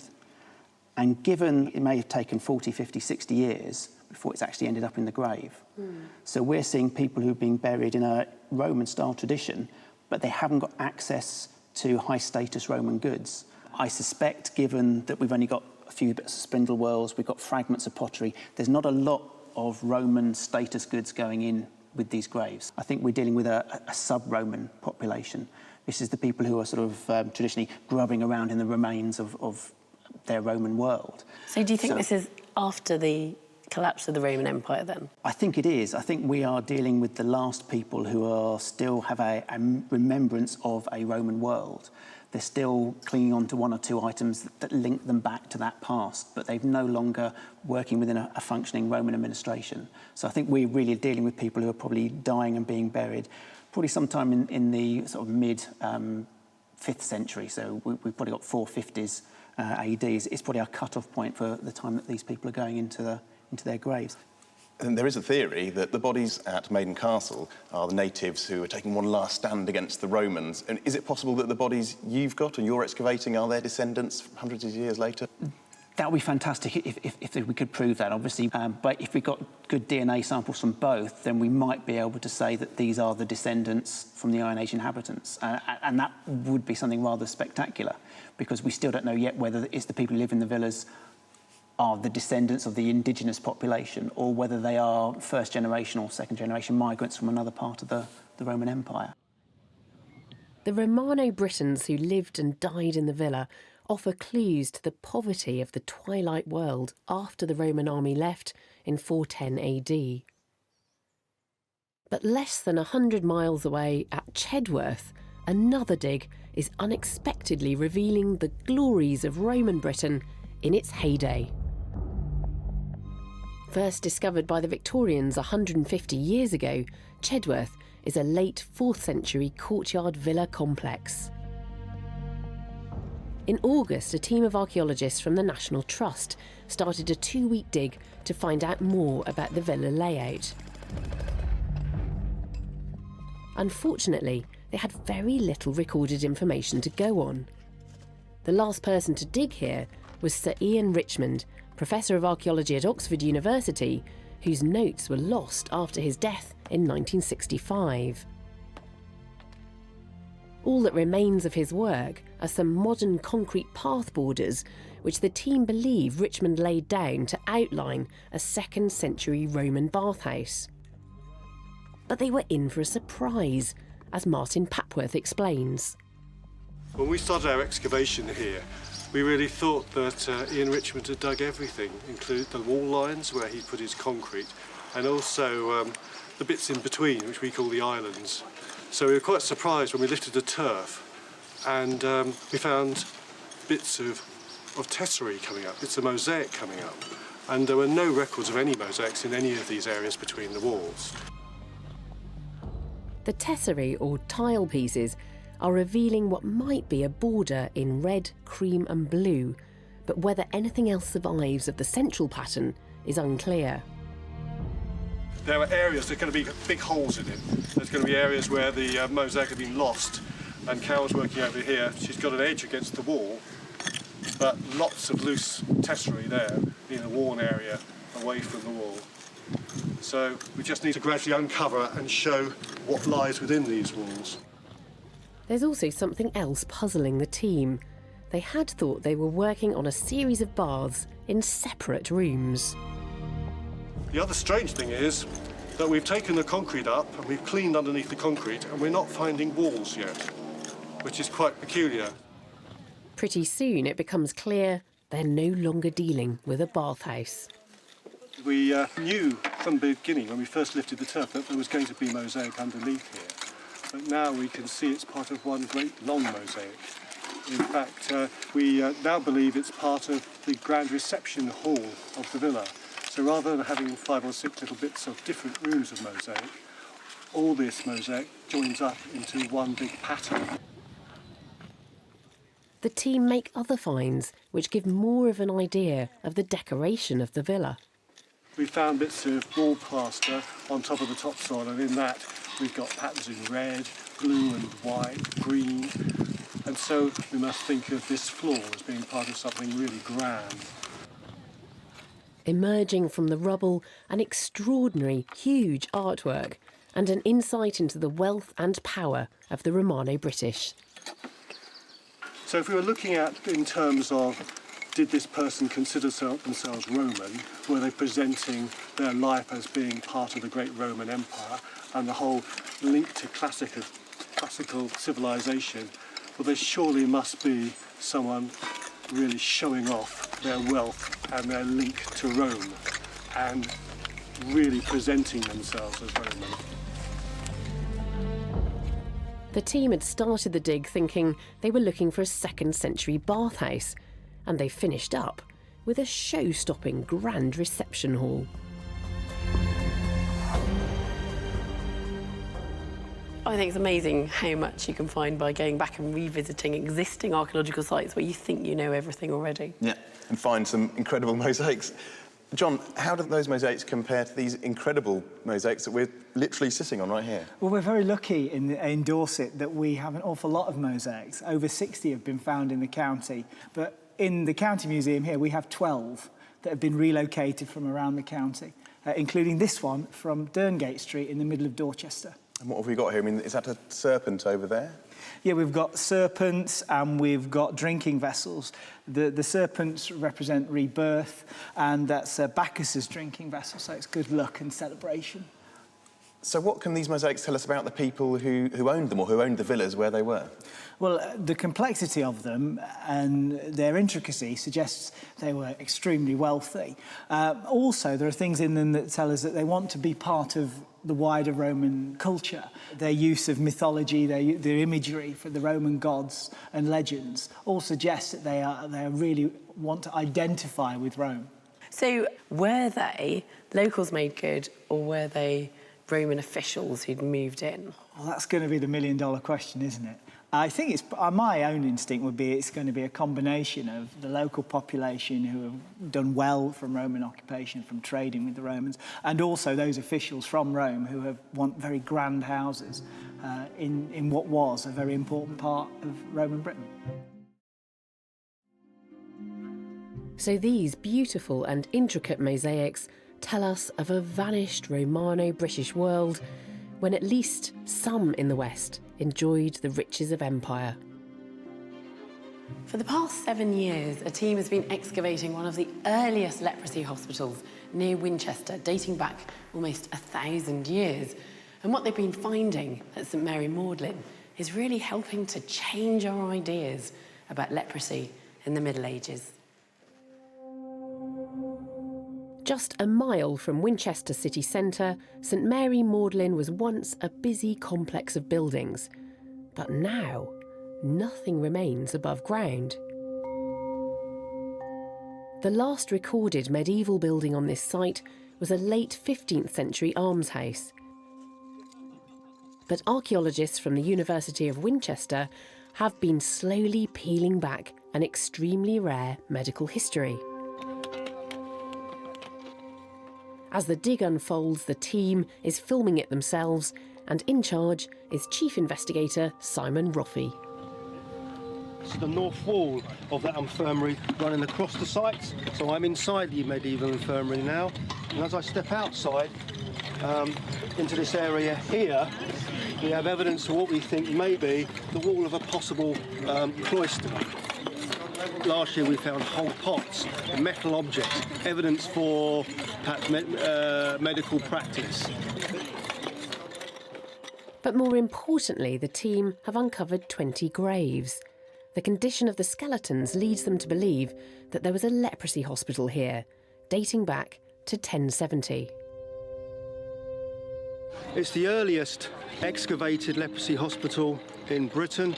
The cemetery holds about 85% of individuals with leprosy, men, women, children and babies. It's the highest sample we have from any British site. In the Middle Ages, it was thought that those with leprosy were unclean and sinful, and that the disease was a punishment from God. In 2011, I went to look at the skeletons they'd uncovered for myself and see the full shocking extent of the disease with osteologist Dr. Katie Tucker. Now this is extreme, isn't it? Yeah, this is, I suppose I don't know if it's the wrong word to use, the best example of leprosy that we have on the site. Yeah, you can see the Goodness massive me. amounts of bone loss. Yeah. I mean, totally lost the front of the nose. You actually see these are the sockets here for the first molars. So all the bone has been lost back to the All the first way back molars. to the first yeah. molars. That is just horrific, isn't it? I mean, look at that. You've lost all of the front of the upper jaw here and the bottom of the nasal cavity. And the hard palate, of course, has gone as Yeah, well. yeah. So it probably would have been quite difficult for this individual to eat without choking. Yeah. It's quite a shocking disease, isn't it? I mean, I find it is, shocking yeah. to look at it in a skeleton, and I think it's not surprising that it carried such a stigma with it. I mean, they would have looked alien, really, especially with the facial lesions as well in the soft tissue, and probably would have needed help eating maybe because. Well, they may have even had difficulty actually picking things up because they'd started to get loss of feeling in their hands. Yeah. So I think they probably would have needed quite a lot of help during the last few years of their life.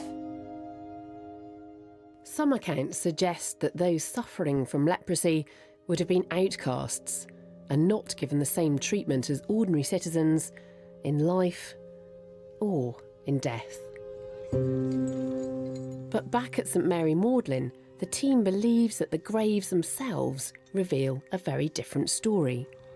What we can see here is a grave that's been well cut into the chalk, anthropomorphic, it's tapered down towards the feet end.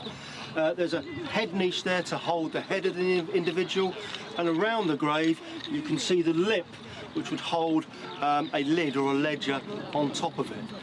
You can see that all these graves are well separated, they've been marked as well. So what we're seeing here is a certain level of care and attention that's gone into building these graves. It's clear that these were no hasty burials. In this religious hospital, people with leprosy seem to have been treated with respect and buried with care. The archaeologists also believe that one particular grave they uncovered back in 2011 supports this idea. This skeleton of a man was discovered buried with a scallop shell, a traditional pilgrim badge that he may have carried back from one of the most famous pilgrimage sites in the world, Santiago de Compostela in Spain. Simon believes that this man proves that medieval leprosy sufferers could be treated with respect and dignity, and not always with revulsion. This is the shell that we just saw on the VT, the Pilgrim's shell. That's right. This wonderful artefact was from an individual of mature years. He had early stage leprosy. We clearly took this with him to the grave as a sort of way of proving that he'd done this arduous pilgrimage to Santiago de Compostela. But I think more widely, this badge tells us about the status of the hospital. I mean, here is a man of religious sensitivity, wealth perhaps, and the means to go on a pilgrimage, and here he is buried in a community of leprosy sufferers. So, I mean, this really challenges this view that we have that leprosy hospitals were somehow excluded from society, the community were outcast, this sort of thing. But do you think he could have been excluded when he developed the outward signs of leprosy? I mean, he's there in the hospital, he's buried within the hospital cemetery and not with his own community. I think when we look at the archaeology as a whole, what we have is well-appointed timber buildings originally, got substantial post holes on the site, we have a chapel, we have a well-ordered cemetery. We also got evidence for medical provision on one example. All this put together, I think, tells us that this site wasn't a site of outcasts. These were people who had a certain level of status, I think. Because there is the traditional view, the medieval view, that leprosy was somehow a sinful disease, but this doesn't appear to be the case. It's a very complex issue, I think, where we have this, perhaps, belief today that leprosy sufferers were sinful, were outcasts. This has only recently been challenged by certain revisionist historians and also our work at St Mary Magdalene in Winchester. So it's really important then, because it's showing that these people were looked after. Certainly, and leprosy is a disease that affects people today in places such as India and Brazil, among many other countries. There's only about 250,000 new cases of leprosy identified every year. And leprosy is still stigmatised in these countries. So part of what we're doing is really challenging this stigma.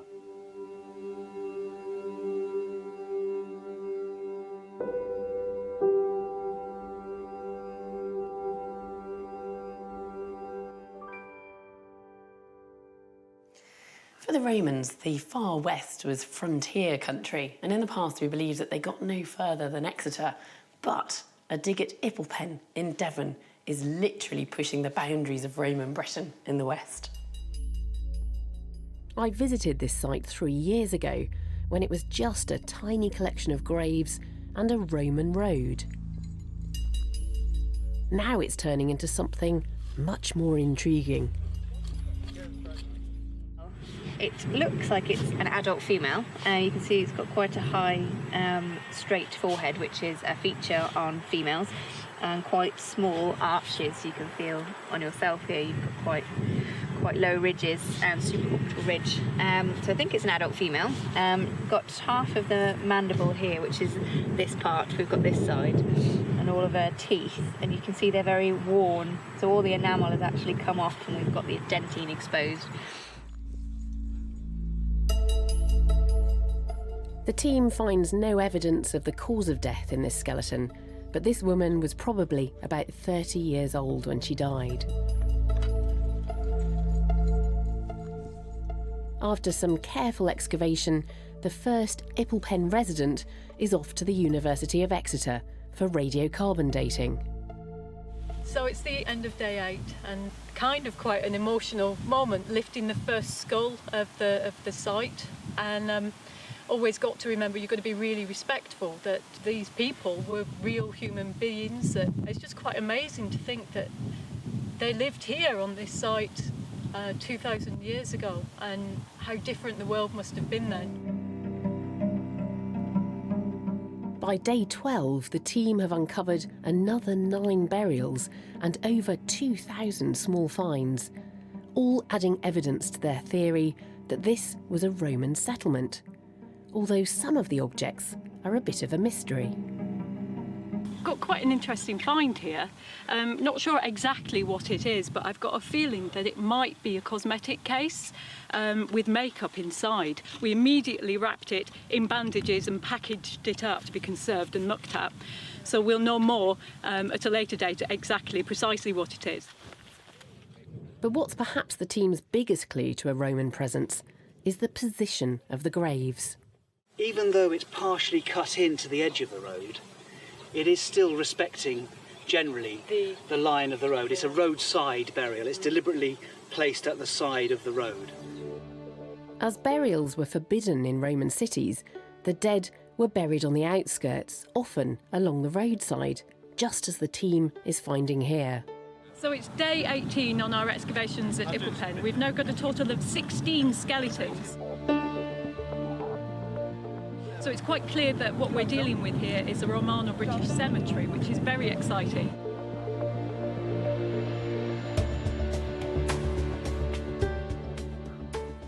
It's amazing to see the way this site is developing, because when I visited and we stood on that hill in Ipplepen, all there was a road and a couple of roadside burials, and now you've got a whole cemetery. But what about the road itself? Where does it go? Don't know yet.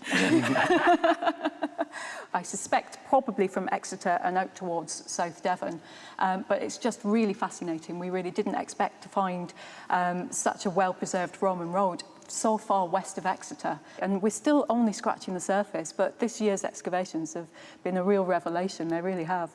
And it was just an example of some of the absolutely lovely stuff that we had. This is what was being excavated in the VT. And is it a powder compact? We don't know. Still don't know, come on.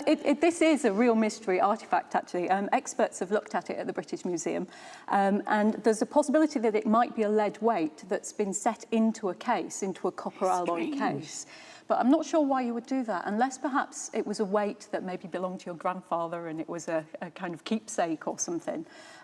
So the jury's still out on this mystery artefact. We had hoped that it would be a lady's compact because it's really nice to actually see the female side of Roman Britain. Yeah. And a beautiful brooch. A beautiful brooch. And you can see here it's got amazing enamel set into the cells there, and it's even intact with its catch plate and its pin and its spring. I mean, it's such a lovely example, which dates from probably about 75 to 175 AD. Is that a tiny bead there? Yeah, we've got beads, we've got coins, we've got hairpins, we've got mystery objects. And Danny, you came in to our studio here in Dorchester Museum, incredibly exciting. You told us you've got a radiocarbon date. Yes, and we took the latest burial, which is dug into the roadside ditch of the Roman road. So it's the latest one that we've excavated so far. And the radiocarbon results that have come back as 7th to 8th century.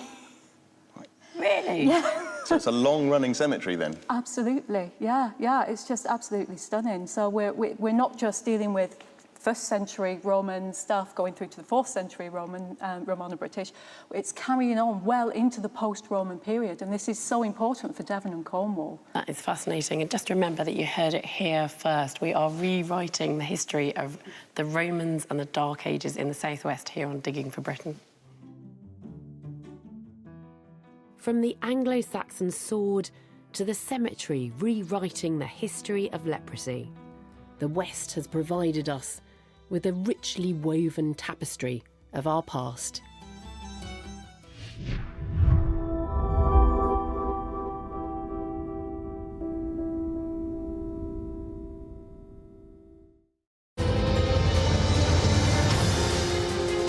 We might be a small island, but we've got a big history. Everywhere you stand, there are worlds beneath your feet. And so every year, hundreds of archaeologists across Britain go looking for more clues into our story. Who lived here, when and how. So there's a blade here, so he's being attacked from all angles. Archaeology is a complex jigsaw puzzle, drawing everything together from skeletons to swords, temples to treasure. He's biting his shield. Biting his shield, yeah. From Orkney to Devon, we're joining this year's quest on sea, land and air. We share all of the questions and find some of the answers as we join the teams in the field, digging for Britain.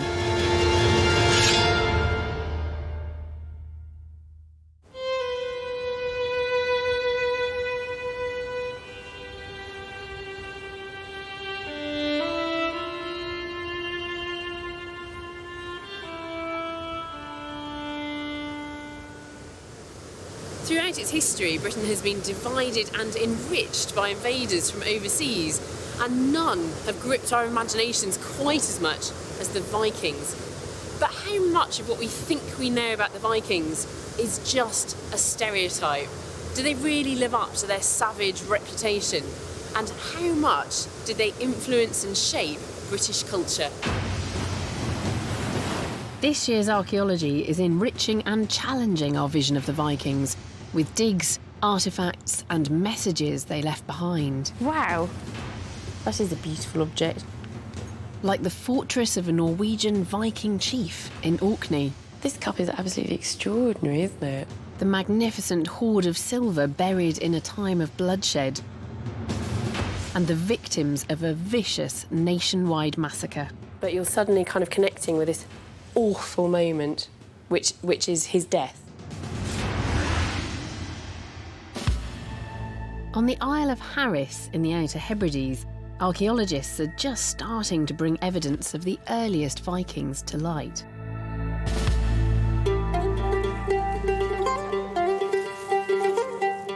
A team from the University of Birmingham is digging at a site called Horgabost.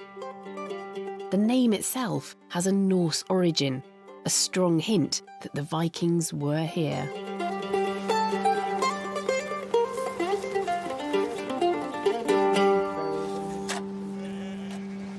just over these dunes is one of this season's targets. Now, archaeologists have been digging here before and they discovered an Iron Age settlement. But there is some archaeological evidence that the Vikings were here too. A couple of burials threatened by erosion seem to have been Norse, and small Norse finds have been discovered as well. But the archaeologists are really hoping that they're going to find evidence of a settlement. And if they do that, it will be the first of its kind on Harris. OK then, Alice, what we have here is a very interesting Iron Age site with a bit of a mysterious end to it, which we're sort of trying to come to terms with at the moment. If you step this way... Some very striking layers in the ground there. Absolutely. The team is being led by Kevin Coles, and I joined them right at the start of the digging season. The site may hold the key to the first contacts between incoming Vikings and the Gallic people already living here. Will it be a story of destruction? What's slightly more mysterious and slightly more interesting for me is this deposit here that's sealing everything else. What is that? I mean, it's a completely different colour as well. Completely different colour. It's almost a demolition debris full of very late Iron Age pottery. Right. And lots of charcoal, lots of sort of waste material. Sometimes archaeology works this way. They're finding subtle glimpses within the soil of a time of abandonment. The important thing is we need to find out when this occurred, and that's why we're taking samples for carbon dating and hopefully see if it can be because of the Norse invasion, or when the Vikings came to the islands, and whether it sort of clashes with this site being abandoned. Close by, a building is emerging that seems to be rectangular in shape, a style that is Scandinavian and unlike the roundhouses favoured by Iron Age people. So could this be evidence of Vikings displacing the original inhabitants? No, there's a nice corner here. Absolutely. Yeah. And there's lots of stones in this vicinity, which suggests that the feature is running under the dunes. Oh, I can see some here. Yeah, so they carry on going backwards, possibly in this Absolutely, direction. There's more here. Yeah. Are you going to extend the trench back? We will extend the trench back and see if we can get the full plan and see if it is a rectangular house, which would be in line with a Norse longhouse. But so far, perhaps the strongest evidence of the meeting of these cultures comes from a scattering of objects found across the site. So we have, the things on this side are late Iron Age in date. So you've got a storage jar or a big cooking pot there made from ceramic. We've also got this very strange, looks like a rock. If you feel the coarseness of the outside edge when compared to the flat edge, it's been used and used constantly. Yeah, so what's that been used for? We suspect it's used for working animal hides. And that fits so nicely in your hand, doesn't it? It's very tactile, yeah. So these finds are intriguing because they could be later Iron Age, they could be Norse. Absolutely. You can't really distinguish between them. No, you can't. But from their early investigations comes the first conclusive proof of contact with the Vikings. A tiny scrap of steatite, or soapstone, a material often imported from Scandinavia and found in great quantities on Norse sites right across Britain. But what you can say from this fragment of soapstone bowl is that this is typically Viking. Either somebody who was already here learned how to make such a thing from a Viking, or they got it from a Viking, or it belonged to a Viking. Exactly. So the Vikings were here. Yeah.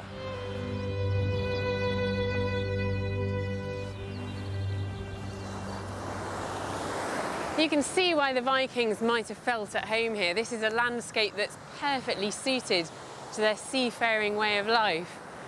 You can just imagine their longships coming in and then being pulled up on these flat, wide beaches, ready to start a new life in a land that's completely surrounded by sea. And the arrival of the Vikings would mark the beginning of a new phase in this island's history, and one that would leave a lasting impression. It's a history that is still frustratingly just below the surface on Harris. But I don't have to look far to find more substantial evidence of Norse culture. Just up the road, on the adjoining Isle of Lewis, is perhaps the most famous and iconic Scandinavian treasure ever discovered in Scotland. It was found in the 1800s, but dates from the 12th century, a time when Lewis was controlled by the kings of Norway. Still shrouded in mystery, it's a compendium of 93 ivory, chess and gaming pieces, known to us as the Lewis Chessmen. A selection of the chessmen has come back to Lewis some 180 years after they were first thought to have been found. They are such charismatic little figures, and I've been fascinated by them since I was a child. My grandparents had a replica chess set. Well, now they're on tour following a new piece of research looking into their origins and their story. And it's so lovely to come here to Stornoway to see them close to where they were discovered.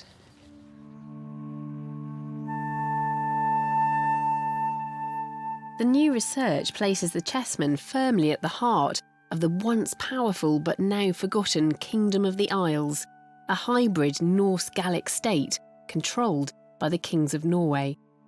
The project has been led by Dr. David Caldwell from the National Museum of Scotland.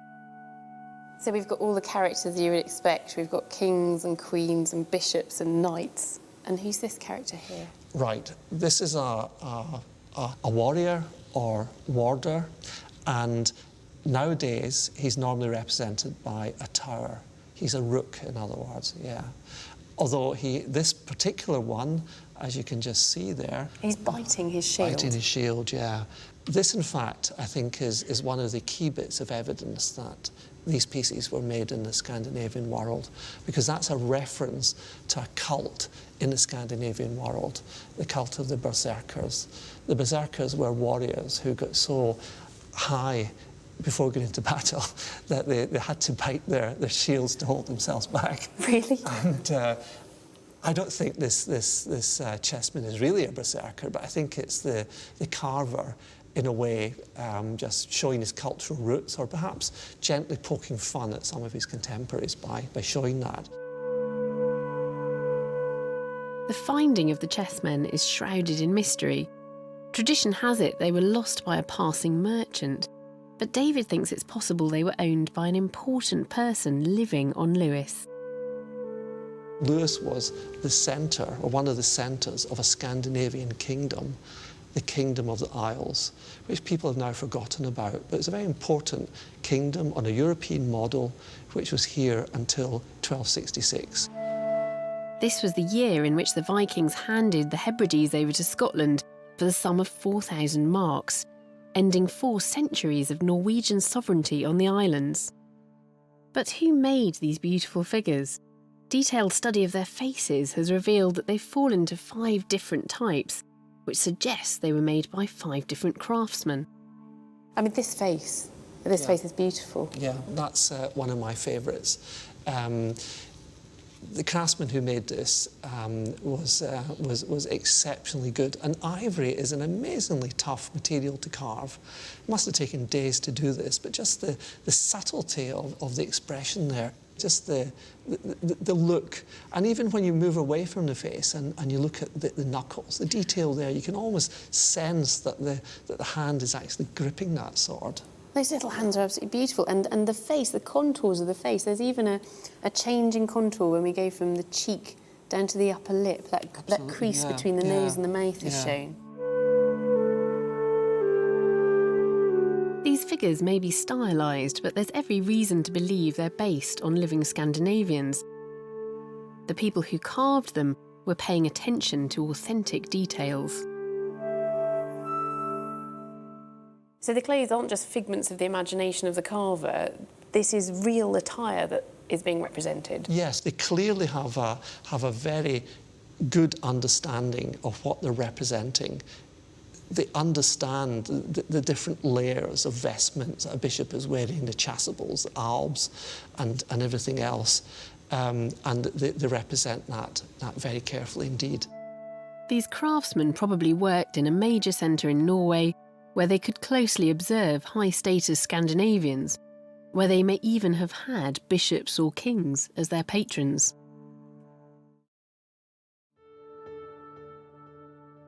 The Vikings came to the Western Isles and created a Scandinavian state to rival the kingdoms of England and Scotland, one that we've all but forgotten about. And we have potent Viking legacies in the form of amazing craftwork that reminds us of our shared Scandinavian genes. But what lured the Vikings here in the first place?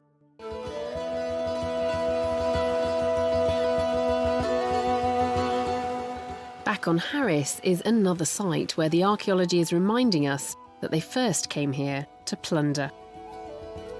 It's a possible medieval monastery, the ultimate temptation for a seafaring pirate.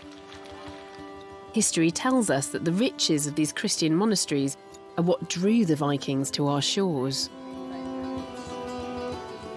This site houses a ruined chapel, and there are traces dating all the way back to an Iron Age broch or tower. Professor John Hunter is overseeing the excavations here. Anyway, if we stand here, we just look round here. This is the outer face of the broch. Huge stones. Fantastic. Yeah. And you can see the collapse has fallen. Massive. And Massively thick wall. The wall's 4 metres thick, roughly. If there was an early monastery here, you're directly on the great sea routes that bring Norwegian Vikings all the way down to Ireland, and they would have seen this. It would have been sweets for the taking, really would. Just outside the boundary of the possible monastery are some graves that might be Norse, and the team has discovered the first fragments of whoever was buried here. But is it a long-dead Viking? Oh, OK, so as well as these bits of bone... Tooth. A tooth. Right, yeah. Tell us about that then. Where's it from? Well, it looks like a lower incisor, I think, and it's very worn, so all of the enamel on the top has been worn down. It's somebody, he's an adult and he's been wearing that tooth down for many years. Yeah. Even if these are all that remains of a Viking, does it necessarily prove that he or she lived here? Or might this be the grave of a passing seafarer whose remains were brought to shore before the ship continued on its way? It's very exciting being here with archaeologists who are trying to work out what Harris was to the Vikings. As part of the Hebrides, it's on that sea route between Shetland and Orkney in the north and Ireland, places that were all firmly part of the Viking world. But what about Harris? Was it just a stopping off point? Were the Vikings here only transiently? Or did they actually settle here and put down roots, as the place names seem to suggest? Well, they're finding what look like Norse buildings, and we have that piece of steatite as well, which suggests that the archaeologists are just on the brink of finding the first hard evidence of Viking settlement here on Harris.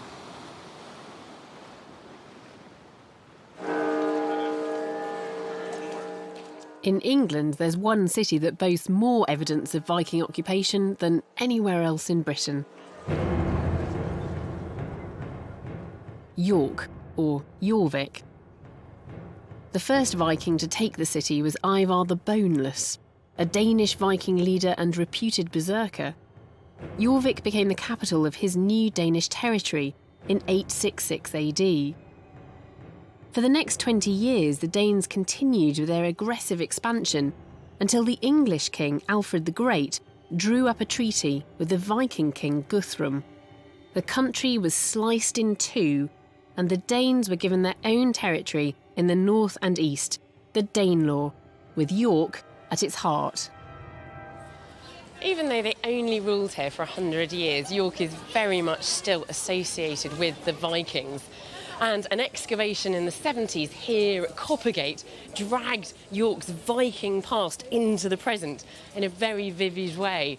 Now all of that archaeology is sealed beneath these shops and cafes, but there's a current excavation going on in another part of the city not far from here, and again we're starting to see the buried history of this city. So I'm going to visit the dig to find out what more we can learn about the Vikings of Jorvik.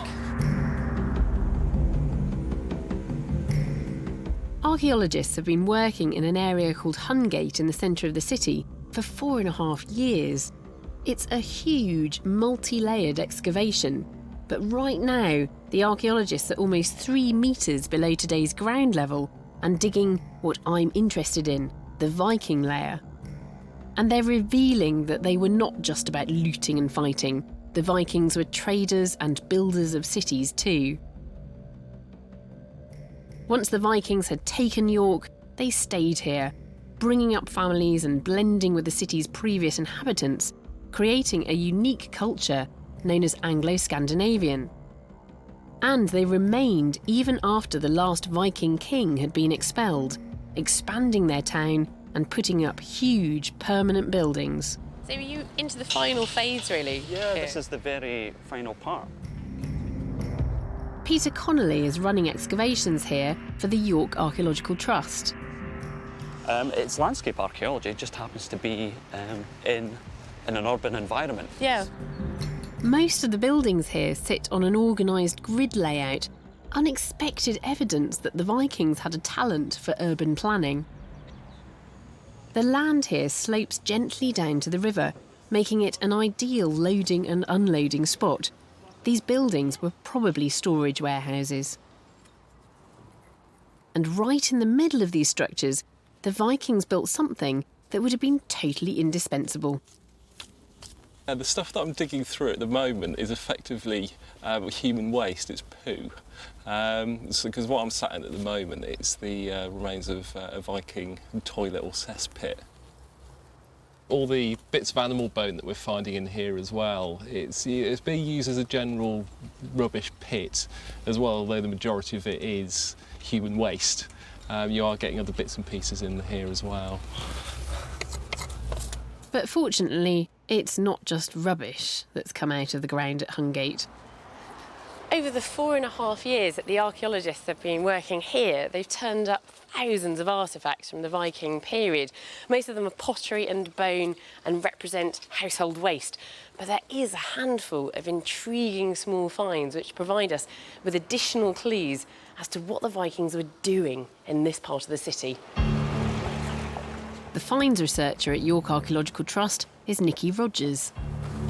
So, Nikki, this is a collection of finds that are all from that excavation at Hungate. They are. They're really a fraction of what we've found over the 5 years that we've been excavating there. We've had over 12,000 individual artefacts. What's this here? Well, actually, this is a jet pendant. It's quite sweet, I think, because the whole... Well, it's a bit off-centre. I like the shape of it. I mean, that's quite a modern-looking thing, well, it is, isn't it? But that's a very typical shape from that period, in fact. So where would that have come from, the jet for that, do you think? Probably from Whitby. Right. From the north coast. Yeah. What about these beads? Are these amber? No, this is all amber here. So where would that have come from, that amber, Well, do you think? that's going to have come from the Baltic area. So the Vikings living in Hungate imported high-quality material. Their trade routes stretched hundreds of miles away across the Scandinavian world. But they also used less exotic material to turn out huge numbers of an item that's a little more surprising. Well, these are actually skates. Really? Yes. They're effectively very easy to make because the bone is already, you know, that size, that shape. Very little has to be done to it to turn it. So what is the bone? This is a metapodial, yes, isn't it? Yes, it is. It's probably they're usually horse or cattle metapodials. Right, OK. All that's been done to this one, if you look at it, is, well, on the bottom, it's been flattened and smoothed. So that's a very smooth, flat surface. And that's been deliberately done? That has been deliberately done. Your foot would have sat on here. Yeah. Your heel there, your toe there. You weren't able to take your foot off the ice, so you were pulling yourself along with poles. So they're not ice dancing, they're not pirouetting round, No. they're keeping their feet on the ground and they're using them rather like cross-country skis. That's it. These simple bone objects connect us to customs imported from the frozen Norse homelands.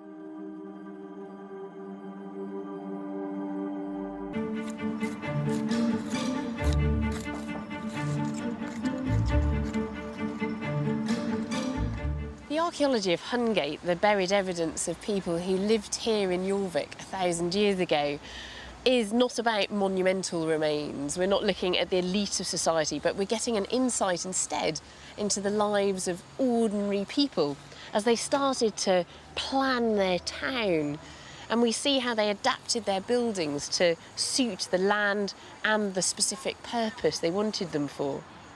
These people lived in York, but they kept a connection with their Scandinavian homeland through the objects that they bought, used and wore.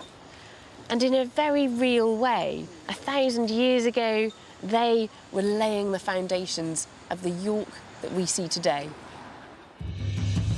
While in York, the Vikings and Anglo-Saxons learnt to get along, throughout the rest of England, their relationship remained uneasy. Although pockets of Danes lived and traded here, they hadn't gained a permanent foothold, and full-scale Danish raids continued along the coast. The English king, Ethelred the Unready, was repeatedly forced to pay them off with huge sums of money, known as Danegeld. And the growing tension between these clashing nations led to a horrific act, the St. Brice's Day Massacre. But the perpetrators of this slaughter were not Vikings, they were Anglo-Saxon. And what's more, the murder was sanctioned by King Ethelred. He decreed that all the Danes who had sprung up in this island, sprouting like cockle amongst the wheat, were to be destroyed by a most just extermination.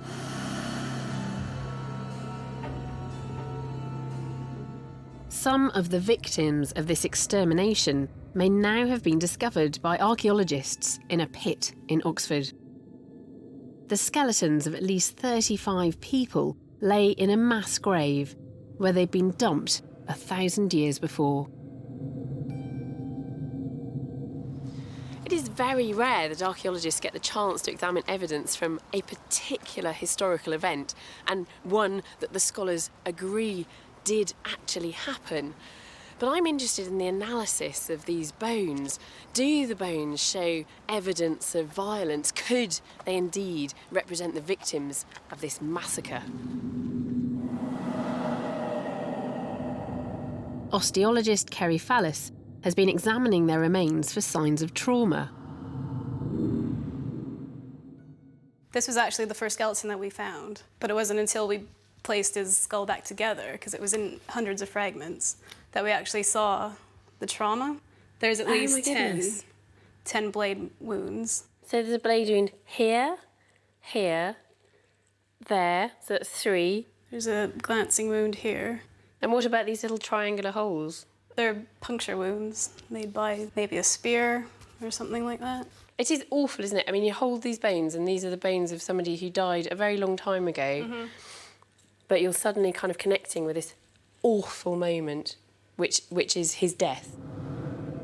Radiocarbon dating has shown that these people died between 998 and 1019 AD, which means it's possible they were killed on St. Brice's Day, 1002, the day the Anglo-Saxons turned on the Danes.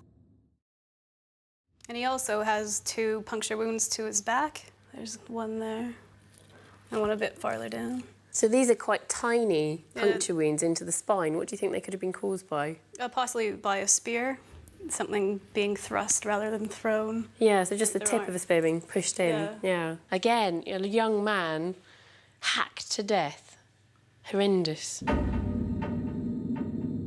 Most of these men were between 16 and 25 years old when they died.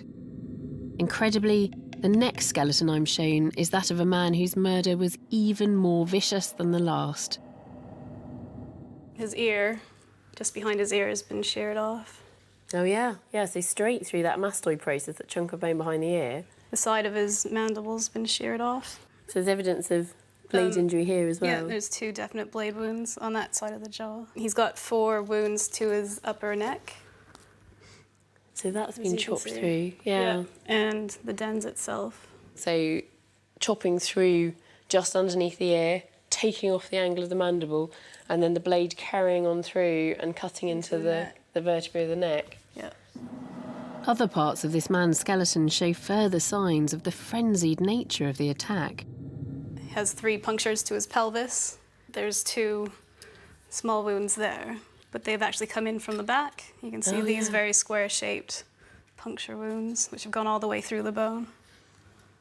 So these are the tips of a weapon of some kind, which are pushing all the way through to here. Yeah.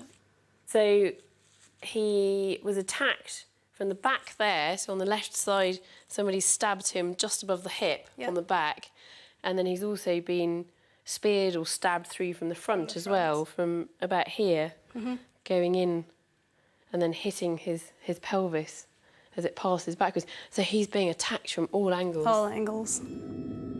And if the multiple stab wounds weren't enough to finish this man off, for good measure, he was set on fire. His forehead has been burnt. Yeah. Which accounts for the missing bone in the middle. And also his hand. Oh, yeah. Has been charred. Is this the only skeleton he has signs of burning? No, quite a few of them have got charring. Yeah. It's mostly to their heads, their pelvises, and their hands. Terry, were you shocked when you got these bones cleaned up and into the laboratory at how much violence there was represented on them? Very shocked. I've never seen anything like this before. Yeah. And just to have so many different weapons used on one individual.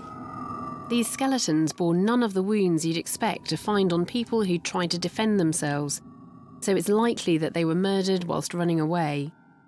But were they Vikings? Isotope analysis was not conclusive, but did show that their diet was rich in seafood, suggesting they did at least live a Viking way of life. And then they may have been hunted down and killed for it.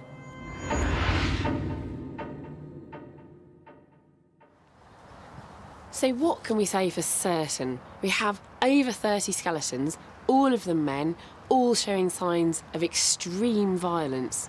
Whilst we can't be sure that they were the victims of the St Brice's Day massacre, the types of injury and the date of the skeletons makes it at least possible. These young men were cut down, were hacked to death in a frenzy of violence, and 1,000 years on, this mass murder is still shocking. Through trauma analysis, archaeology has allowed us to explore the awful possibility of the Vikings as victims. But a different kind of archaeological discovery has opened a window onto life for a Viking whose luck had run out. Every now and then, metal detectorists turn up interesting objects which have been lost or abandoned or even deliberately buried by their owners, and then they've laid hidden in the ground for hundreds of years. But it's extremely unusual to find a collection as diverse and which illustrates as many different aspects of a past society as the hoard I'm about to see now. It's one of the most important Viking finds of the last 150 years, and it's so rich in content that experts are still writing up their findings.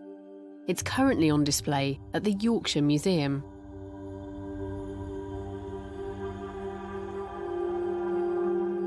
So this is it. This is the Vale of York hoard. It was found 4 years ago by a father and son metal detecting team, and it really is an astonishing collection of silver objects with one piece of gold. But what's really amazing is that most of those objects were found inside that cup. It really is spectacular and beautiful, but what I want to know is, can we learn anything of any real archaeological significance from these objects? And given what we know about this period of history in this area, might we be able to get an idea of the person who had this sort of wealth in their possession? The hoard comprises 617 coins and 67 pieces of silver, including items of jewellery, all objects which have a great deal to tell us about the Scandinavian world at the time of their burial. This cup is absolutely extraordinary, isn't it? Yeah, it's I think probably the finest thing in the hoard, all on its own. It's gilt silver cup, so it's silver and it's been gilded with gold.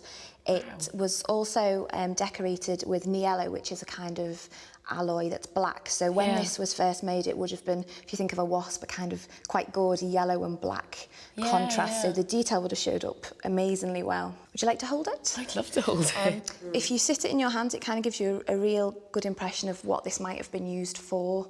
when it was originally made. It feels like a cup which wants to be passed on to somebody else. Yeah. What do you think it was used for? Given the way that you hold it in both hands, the fact that it's been gilded and it may have had a lid, we think that it could be an ecclesiastical vessel, something that was used in a monastery. So it's possible that this cup, which experts believe came from the Frankish Empire, fell into Viking hands as loot or in payment of tribute. It was made in the mid-9th century, predating the rest of the objects in this collection. But it presumably had a lot of special significance and meaning because it lasted another 100 years, so I presume it was passed down through the family and then came to, hold the contents of this hoard. This object gives us a rare insight into the mindset of a Viking. As an heirloom, it connects him back to his adventuring ancestors and their ill-gotten gains. But not all of the items in this hoard had sentimental value. So what about these objects that were inside it then? Are these pieces of jewellery typically Viking in nature?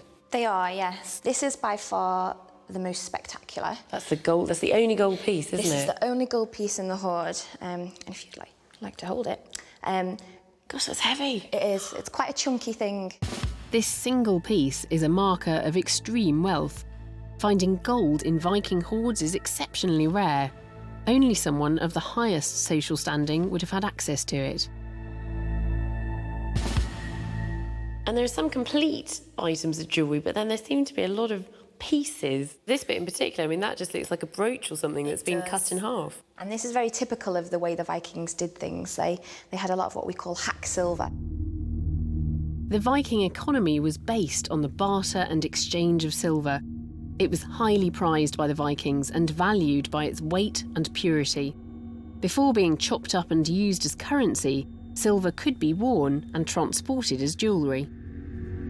This is what we call a penannular brooch. If you think of this as the terminal at one end, it would thin out, come in a big spiral, and then fatten out again at the other end. Right. And you would have a huge pin through the middle, and that would sit on your cloak to keep your cloak together.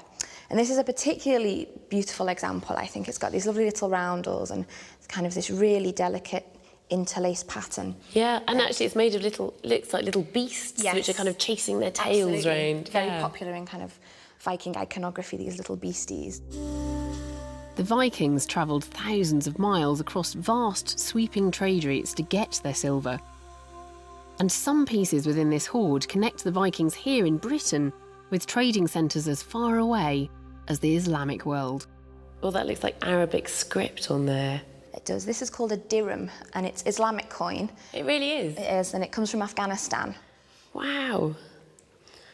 So this is evidence of Vikings trading all the way over to the Middle East? Absolutely, yeah. One other coin here sheds light on the moment this hoard was buried. It's a coin of the English King Athelstan, minted in 927 AD, just after he captured York from the Vikings. And judging by the lack of wear on its surface, it was placed in the ground almost immediately. And if you look very closely, you'll be able to see that this coin actually has the words Rex To Brie. So R-E-X-T-O-B-R-I-E. Oh, yeah, I can see that. That basically means King of all Britain. So this coin proclaims Athelstan as the King of all Britain. So he used this coin to say that he'd got rid of the Vikings and he'd unified the country and made it into one kingdom. But although the English king stamped his identity on his coins, the name of the person who owned these riches is lost to us. All we have are the clues passed down by his cherished possessions. This hoard of beautiful objects raises the tantalising possibility that what we're looking at is the treasure, the life savings of a man whose days amongst the ruling classes in northern England are numbered. And the hoard dates from precisely the time when there's this changeover of power between the Vikings and the Anglo-Saxons. So are we looking at a Viking running away and burying his wealth for safety? All that we can be sure about is that he never returned to dig it up.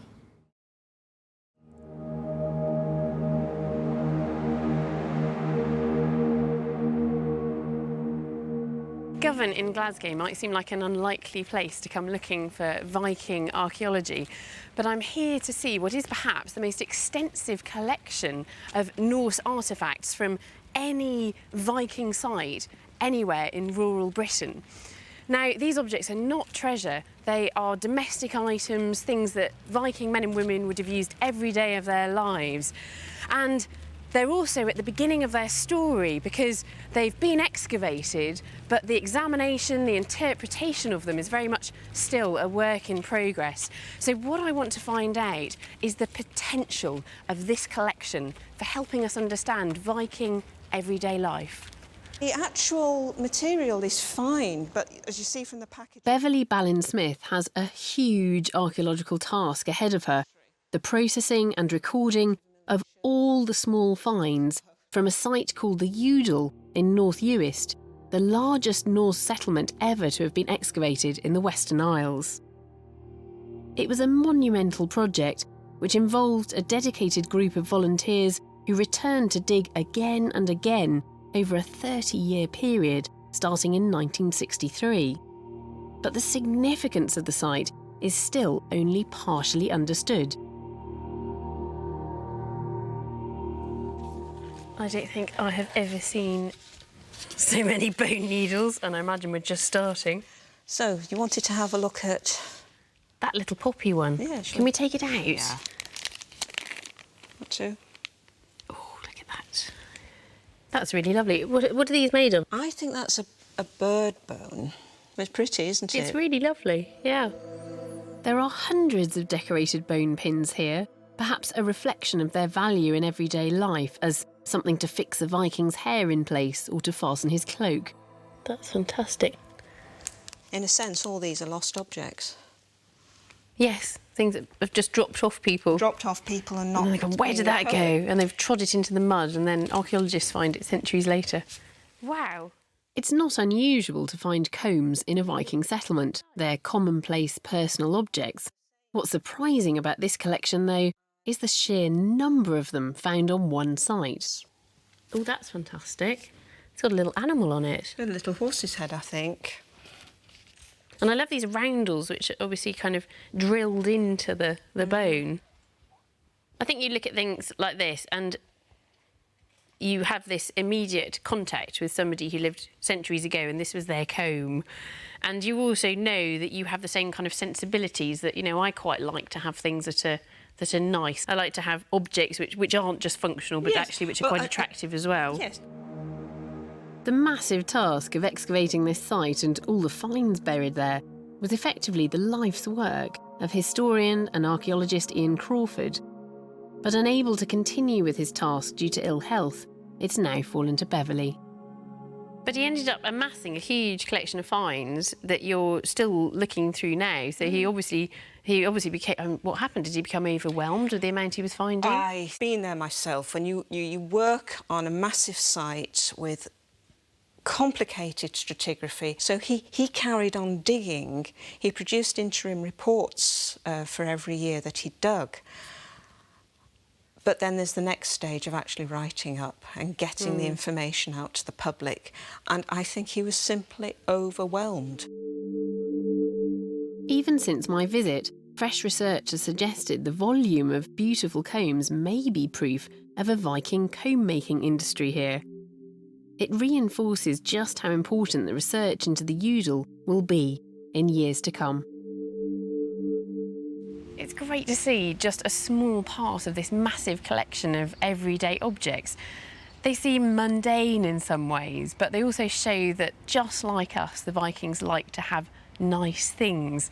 And it's fantastic that this collection is being revisited. Archaeologically speaking, there's still an enormous amount to be learned about this site and all the artefacts it contained. And there must be people on North Uist who remember digging at that site in the dunes. And I imagine it's important to them to know that the last chapters in the story of Udal are finally being written.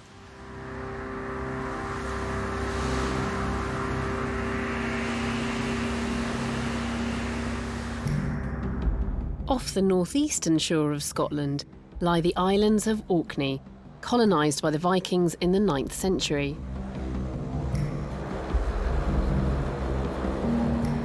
Sailing from their Norwegian homelands, it would have taken the Norse longships about a day to get here. And when they settled for good, the islands became the centre of Norse power in Scotland, right up until 1469, the last bastion of Scandinavian authority in Britain. Today, these islands are home to a classic Norse archaeological find, and also to new excavations that are offering tantalising glimpses of the Vikings in Scotland. My first destination is the dig currently taking place in the east of Orkney's mainland, near its ancient capital, Kirkwall. It sits on top of a 30-metre-high stack of sheer rock, the Broch of Dearness, which even today is challenging to access.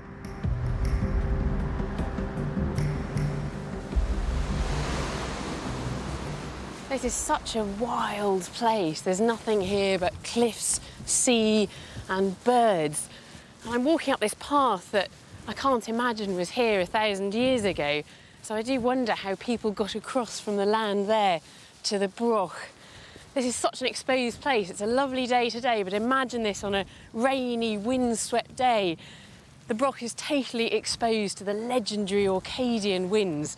What an extreme place to choose as your home.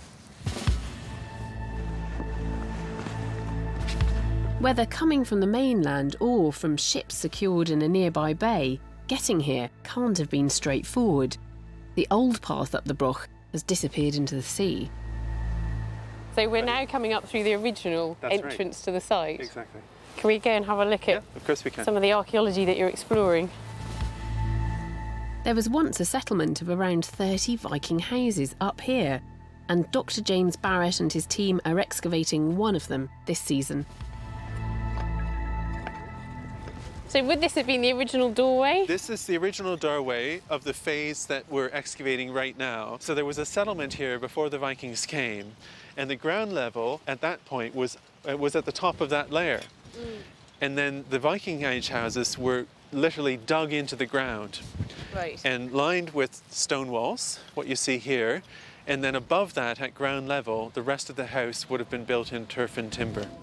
It's likely that the Vikings dug their homes so deep into the ground to withstand the extreme winds that often blow here.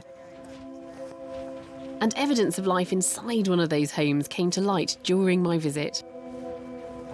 Oh wow! Oh my goodness! Right, so we're just going to come in here and That's just beautiful. It's moments like these that make archaeology so rewarding, discovering an unexpected find, a forgotten part of somebody's life. If you start cleaning off most of this loose around it.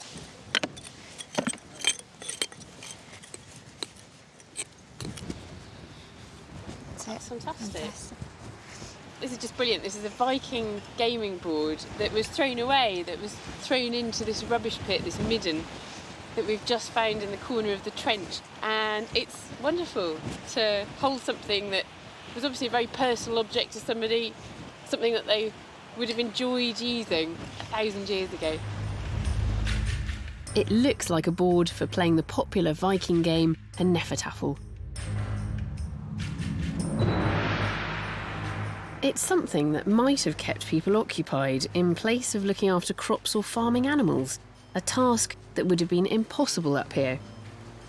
So their food must have been brought in from other farms or settlements nearby, and only someone of the higher status could have demanded this of their neighbours, perhaps a Viking chief and his retinue. But it does beg the question, why live in such a difficult spot? The way it works is what you see. It's a site that is all about seeing and being seen. And when people ask me why were they here, when I want to give a glib answer, it's to make a point. It gives you extraordinary control of the maritime vantage. And in addition to that, you will be seen. So if you imagine a large hall here, then if you're coming into the archipelago, you immediately know who you have to go and talk to. You know who's boss.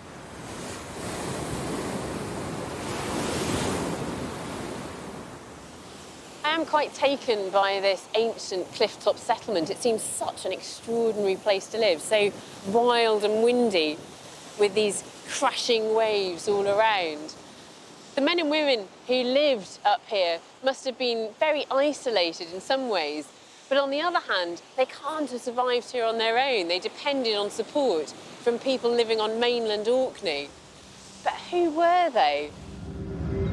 One of the reasons the Vikings seem so mysterious is that they left few written records in Britain.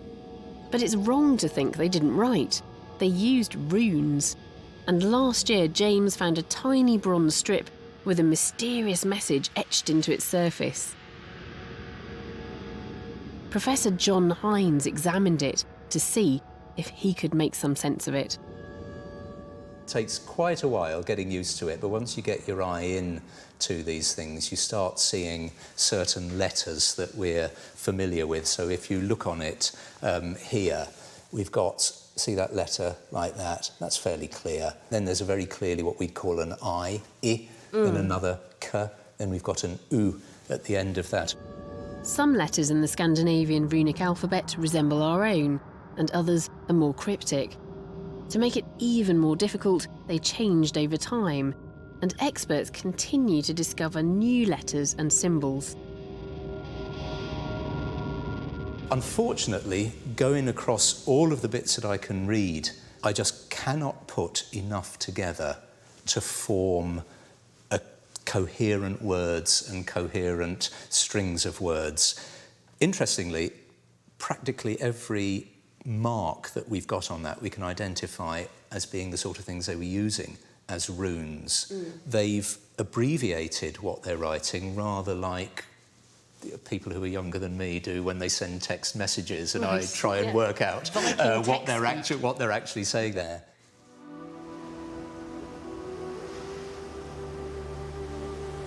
It's frustrating to be so close and yet so far away from knowing what's been written down by this Viking living on the Broch of Dyrness, a message from Scandinavian Orkney that we'll probably never decipher. The Norse archaeology I've seen in Orkney has shown me some of the purest evidence of that culture, because when the Vikings came here, they transplanted their entire way of life from Norway. And this year's research has unearthed unexpected evidence of this Viking lifestyle, of how they settled and shaped our landscape as well as raiding here. Evidence like the ivory chessmen, carved in a Norwegian workshop, tangible proof of a wealthy, forgotten kingdom. The buried life savings of a powerful Viking whose wealth connects us to vast trading empires. And the horrific St. Brice's Day massacre, when men may have been killed just for being Scandinavian.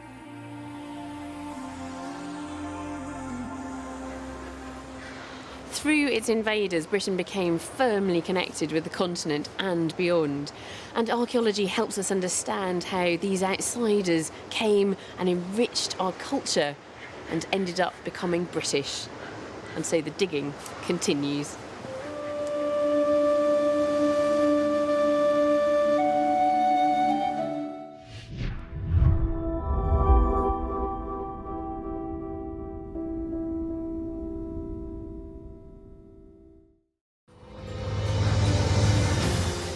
We might be a small island, but we've got a big history. Everywhere you stand, there are worlds beneath your feet. And so every year, hundreds of archaeologists across Britain go looking for more clues. Who lived here, when, and how? You can even see the architecture of the bone inside the jaw there. Archaeology is a complex jigsaw puzzle, drawing together everything from skeletons to swords, temples to treasure. She's got a very cartoon-like face, hasn't she? From Orkney to Devon, we're joining this year's quest on sea, land and air. We'll share all of the questions and find some of the answers as we join the teams in the field, digging for Britain.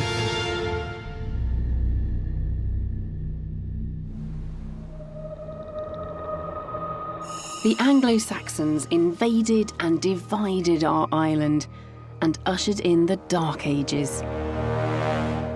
This year, archaeology is offering fresh clues about the people who gave us England, the land of the Angles.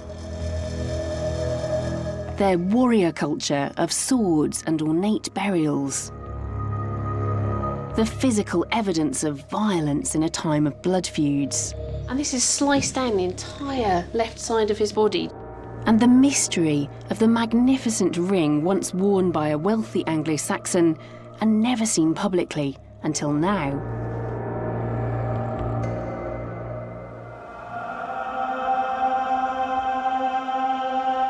For almost 400 years, Britannia was a part of the Roman Empire, controlled by Rome's legions and strategically positioned forts. But by 410 AD, the troops had withdrawn, and raiders began to plunder the wealthy and defenceless land. In the dying years of the Roman Empire, the Emperor Honorius received pleas from the British people. But with barbarians to deal with on the home front and the empire on the brink of collapse, he couldn't afford to send reinforcements. The people of Britain would have to look to their own defence. The islands ceased to be part of a coherent empire, and the legacies of Rome were left to crumble. Crucially, written records all but disappeared, ushering in the so-called Dark Ages. Britain was left wide open to bands of invaders from the continent. They included powerful tribes from France, Germany and Scandinavia, who we've come to know collectively as the Anglo-Saxons. And it wasn't long before they started to feel comfortable in their new home.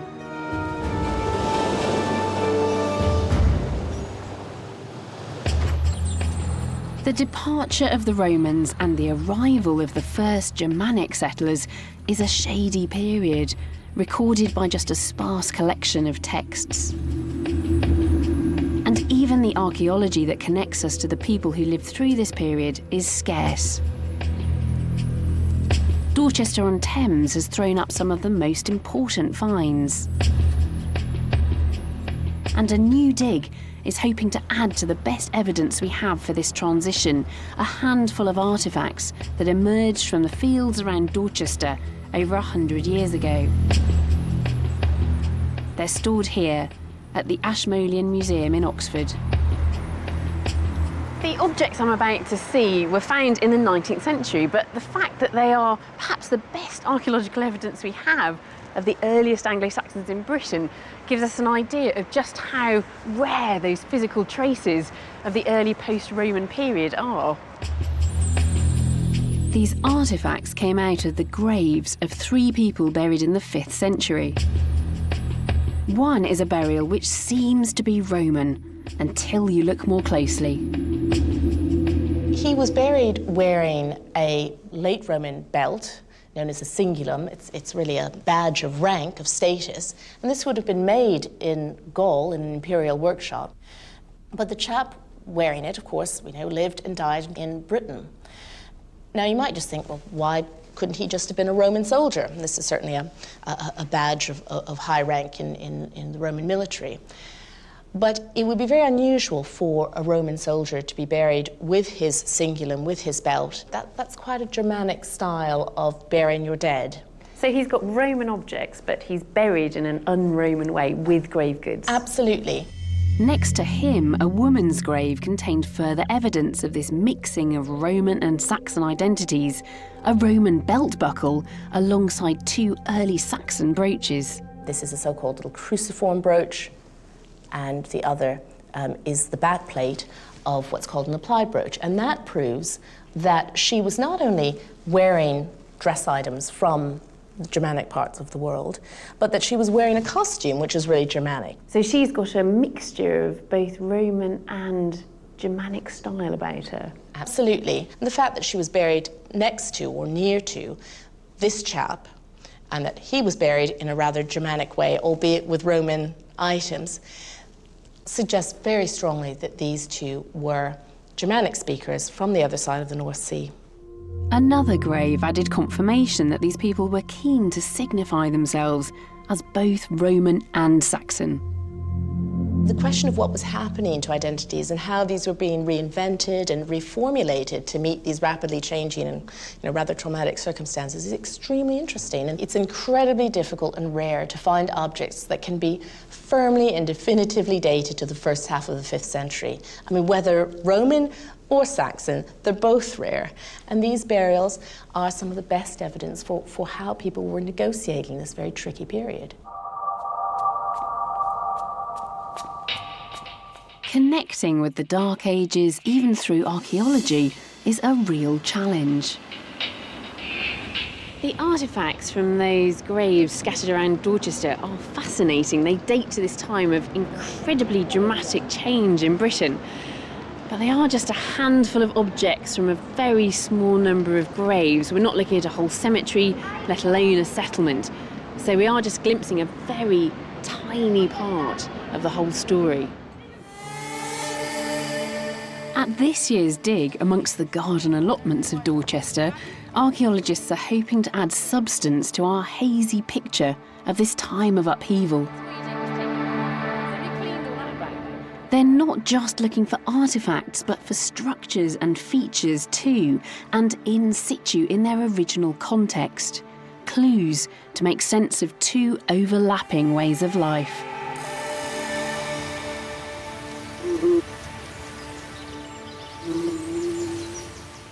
We tend to think of multicultural Britain being a modern phenomenon, but as we look back through history, we see a nation transformed by successive waves of people and ideas, and we neatly compartmentalise those cultures.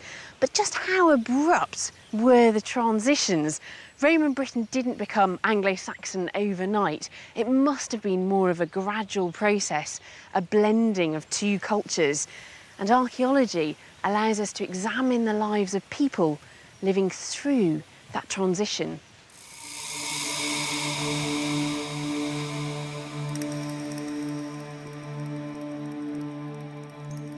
You've probably heard of the Venerable Bede. He was an 8th century Northumbrian monk and the most famous chronicler of his age. His ecclesiastical history of the English people is still our best source for the arrival of the Anglo-Saxons, but we do have to treat what he writes with a little caution. He wasn't out to write an unbiased account, and it's strongly motivated by his Christian faith. Bede tells us that Northumbria was conquered and settled by the Angles. The commanding site of Bamborough became the power base of this emerging tribal kingdom. The castle we see today was largely rebuilt in the 20th century, but we know from archaeology that the site has been occupied for 5,000 years, going right back into the Neolithic. The castle sits on this massive rock, which is the strongest natural fortress on the coast of northeast England, and with commanding views over land and sea, Bamborough would become the seat of the Northumbrian kings. But even at a royal site like Bamborough, we have to work hard to decipher the clues left behind by the Anglo-Saxon people who lived here. So what have we got over here then, Graham? Well, I mean, that's the one fortunate thing, that it's now exposed again so we can have a look at it. Director of Archaeology Graham Young outlined where a Saxon timber hall would once have stood. The people who lived here constructed their buildings out of wood which has long since disappeared, leaving just an impression of the early fortress. So this really is negative archaeology, isn't it? You've just got the holes left where the timbers of this wooden building have just rotted. Yes, where we've got enough evidence that we can reconstruct broadly what's above ground. And we're standing right inside it and right on the edge of the rock here. So what would this building have been? Well, we think it's to do with the gate, because the Anglo-Saxon entrance to Bamborough is just behind us. It's this cleft here. There's a marvellous little text from AD 774, and it describes these steps coming up through a cleft in a marvellous fashion, as the author says. And that must be it. There's nothing else at Bamborough that fits the bill. So we're standing in the Middle Anglo-Saxon gatehouse to Bamborough Castle? Yeah, I think that's pretty much it. We know that generations of Anglo-Saxons lived and worked at Bamborough over a prolonged period stretching hundreds of years. And yet even here, the footprints of the people are faint and hard to trace. Much of what we do know comes from sources like Bede, but what they tend to focus on is the high-status individuals, the kings and queens. But there are people who made much less of an impression on Bede, people whose archaeological signature is much more difficult to trace. There's not much evidence of their buildings and certainly no buried treasure or magnificent graves. These are the ordinary people, the farmers and workers who populated the rural landscape. And they are even harder to find. This is rural Northumberland, and we're right in the heart of Bede's home territory. Today we exploit this landscape for its natural resources of sand and gravel. But the same industrial machinery used to remove this material has uncovered rare and vital evidence of life in the so-called Dark Ages. Dr. Clive Waddington is leading the excavations at Lantern Quarry. Last year, his team unearthed rare traces of an ordinary early Anglo-Saxon village. In front of me here, we've got a range of the finds that we got from the excavations at Lantern. So you can see, for example, this large stone here, which is a local sandstone. To the untrained eye, it might not look like a lot, but when you turn it over, you can see this lovely, smoothed, flat face. And that's got this perforation here in the centre, and this is a base of what we call a quern stone, which is a rubbing stone, which would have had a rotary quern on the top, another stone, that would have been used for milling grain to create flour. Fragments of evidence reveal that the daily lives of these long-forgotten villagers would have involved milling, weaving and metalworking. But there are also more decorative items. We found some glass beads, and you can see that these are really beautifully decorated, and we call them polychrome beads. They're multicoloured. These have been analysed and have been shown to contain traces of metal as well, which they'd used to colour the glass. It's not treasure, but these everyday objects are shedding light on the workers, farmers and craftsmen who settled these rural plains.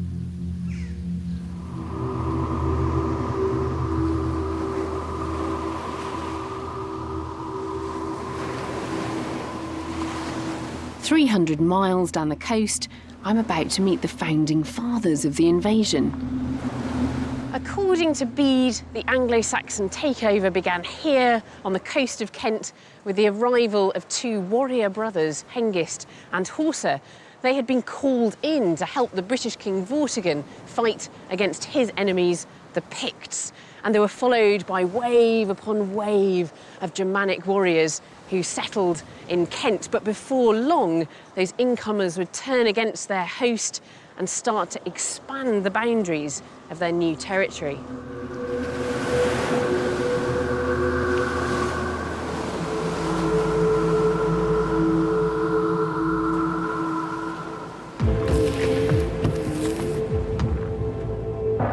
We don't know whether these two men actually existed, but it is clear that Germanic tribes were settling in Kent by the 5th century. We're in what may have been the territory of the first Anglo-Saxon warlords to settle here. Within 100 years of their arrival, their kingdom became the richest and most powerful in Britain.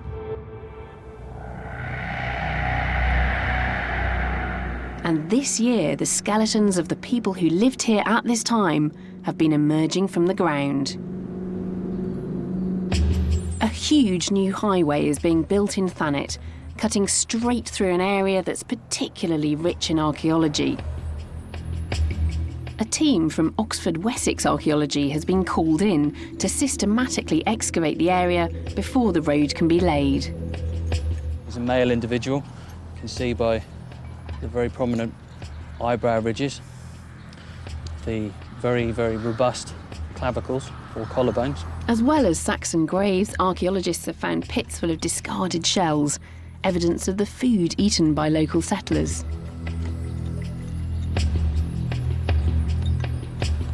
They record their findings using satellite technology, eventually linking together all the graves and finds across the site.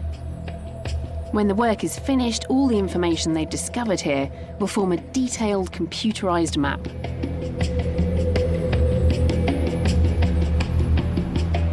This excavation is absolutely massive, but it's just one of over 20 similar sites up and down the road scheme. Here we've got the two largest archaeological units in the UK coming together. There are over 100 professional archaeologists on site at any one time, making it the largest excavation in Britain this year. And when they've finished, it will all disappear once more beneath the tarmac and cars that will eventually pass this way. But the archaeologists' work will continue. Analysis will be carried out on the skeletons. Eventually, we should know their age, their sex, and even the diseases they suffered from. It may take years, but archaeology isn't just about the digging. In 2008, another Anglo-Saxon cemetery was discovered 30 miles away, and it's only now, after nearly 2 years of research, that it's yielding remarkable insights into their world. You might wonder what I'm doing in a car park outside a shopping centre in Sittingbourne, but I promise you, if you come with me through these doors, there's evidence of Anglo-Saxon Kent at the height of its powers. Archaeologists have recovered 2,500 objects from around 230 graves at a site called the Meads.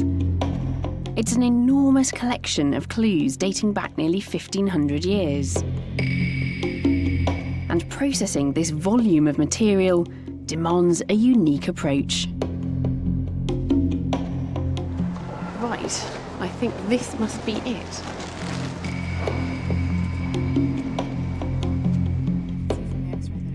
Dana Goodburn-Brown is an archaeological conservator. A year ago, she pioneered a radical new scheme, encouraging local volunteers to get involved with conserving the grave goods of people who may have been their ancestors. So have you got people coming in who've never done anything like this before? Oh yeah, no one's done anything exactly like this. No, they go through a training session and we have some practice pieces, and then they start working on the real thing. So what are the artefacts that you're working on here, Dana? Well, this is a side view of this block, which seems to have this enormous brooch that's gilded. You can just see a little bit of gold coming out, so there's quite an intricate design going on there. But they could see that there was a series of rings. Now, if they lifted them out individually, you'd kind of just have a series of rings and you wouldn't really know what it was. But if you x-ray it as a block, you can see the relationship between one and the other. So that's this was something that went around the waist, and probably keys or things might have hung off of it. Dana's innovative project is opening up archaeology to everyone and is already proving popular. We've had almost 10,000 people, and so you get people just dropping by. Some people come back and again, and we've been open for several months, and people are still just discovering us new.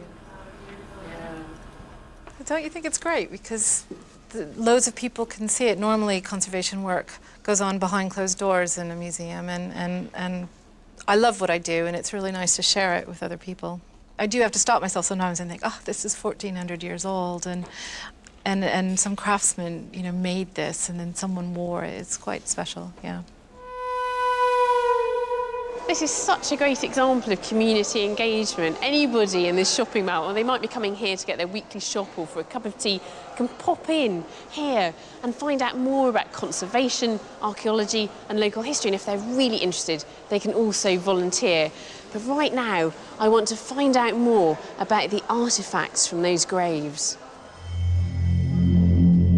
Once they've been cleaned, you get a sense of the incredible craftsmanship that's gone into making these stunning objects. But what can they tell us about Anglo-Saxon life? Dr. Andrew Richardson of the Canterbury Archaeological Trust has been interpreting these finds for over 2 years. Andrew, these are wonderful objects just here. Are they brooches?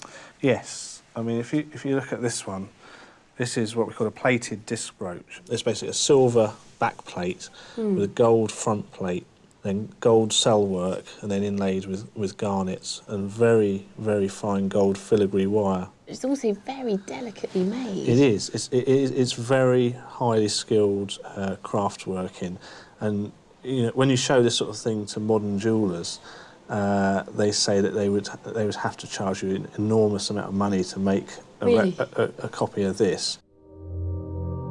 The woman who owned this, who wore this, would probably have been at the top of the social scale in this community. Incredibly high status, possibly even royal connections. Definitely, I think, yeah. Many of the people buried here by their grieving loved ones were adorned with magnificent pieces of jewellery. But the whole community is here, some buried with ordinary everyday items, like this iron knife.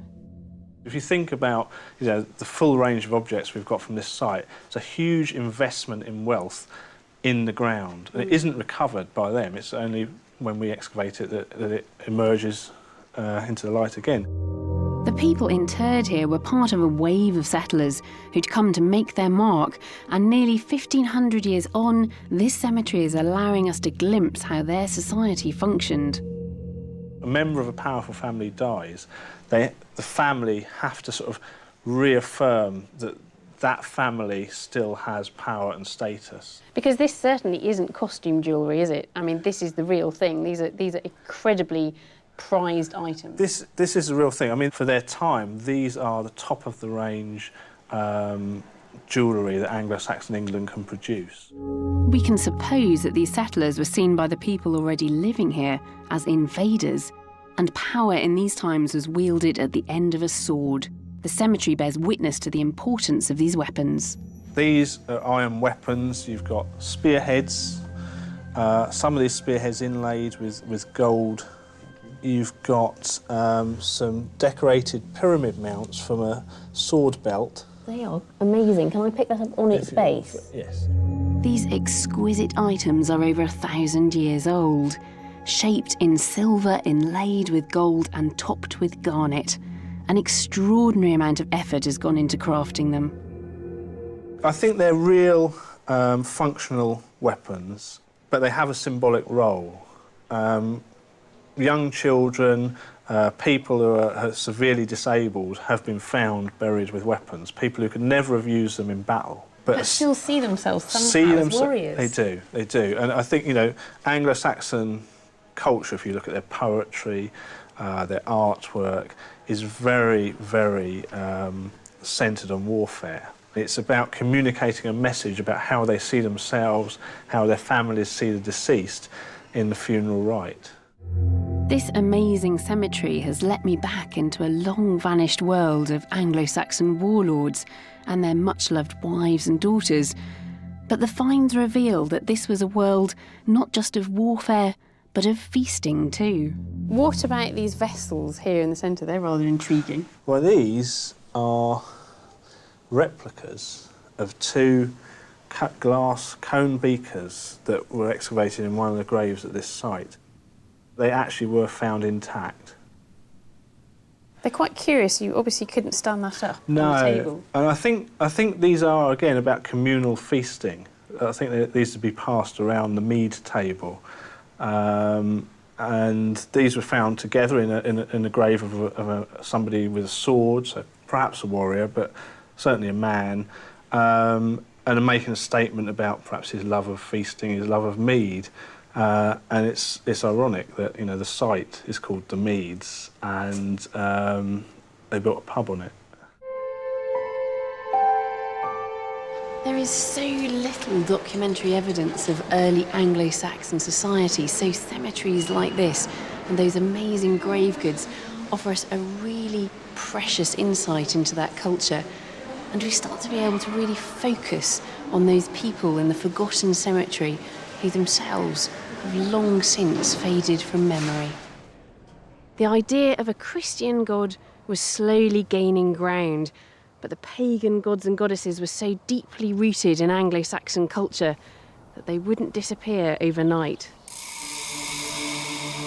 Christianity had returned, and like the invaders' own arrival, it would wash through the land, slowly but surely. one important aspect of this change is that by the 8th century, hundreds of minsters and nunneries had taken root all over Anglo-Saxon Britain. The presence of these monastic communities moulded the entire future of the country, not least because they reintroduced widespread literacy. But apart from inside the very greatest of these religious houses, we have very little idea of what life was like in them. And that's what makes our next story so exciting. It's a rare opportunity to excavate and understand an Anglo-Saxon nunnery.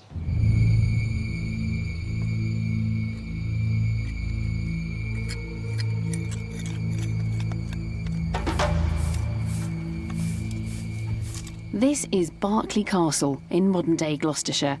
Some of the castle dates to the 12th century, but its roots go back to the Christian conversion of the Anglo-Saxons. 17th century manuscripts speak of an Anglo-Saxon nunnery based within these grounds.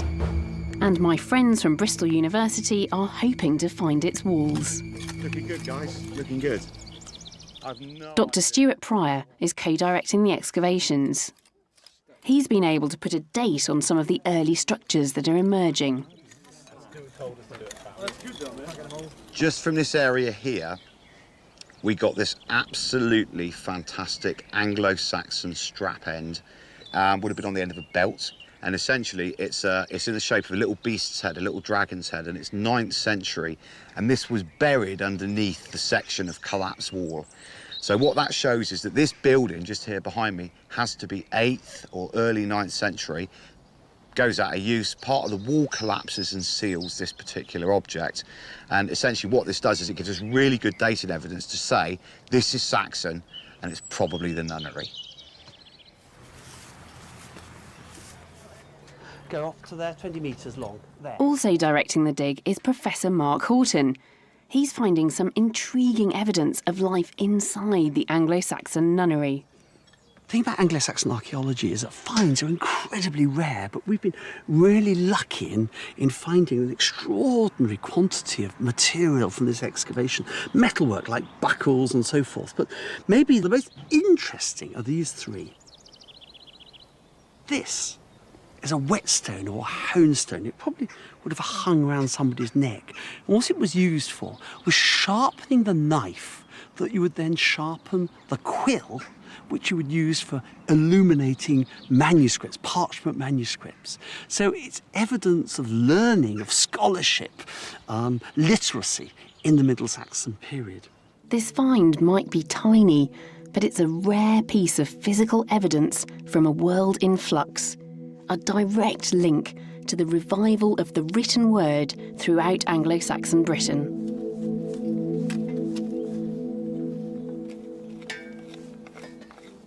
And this is an extraordinary piece. It's 8th century. Experts are really divided on what it really is, but I think it's what's called an astle. It would have had a bone pointer attached to one end. It would have been used to help reading manuscripts.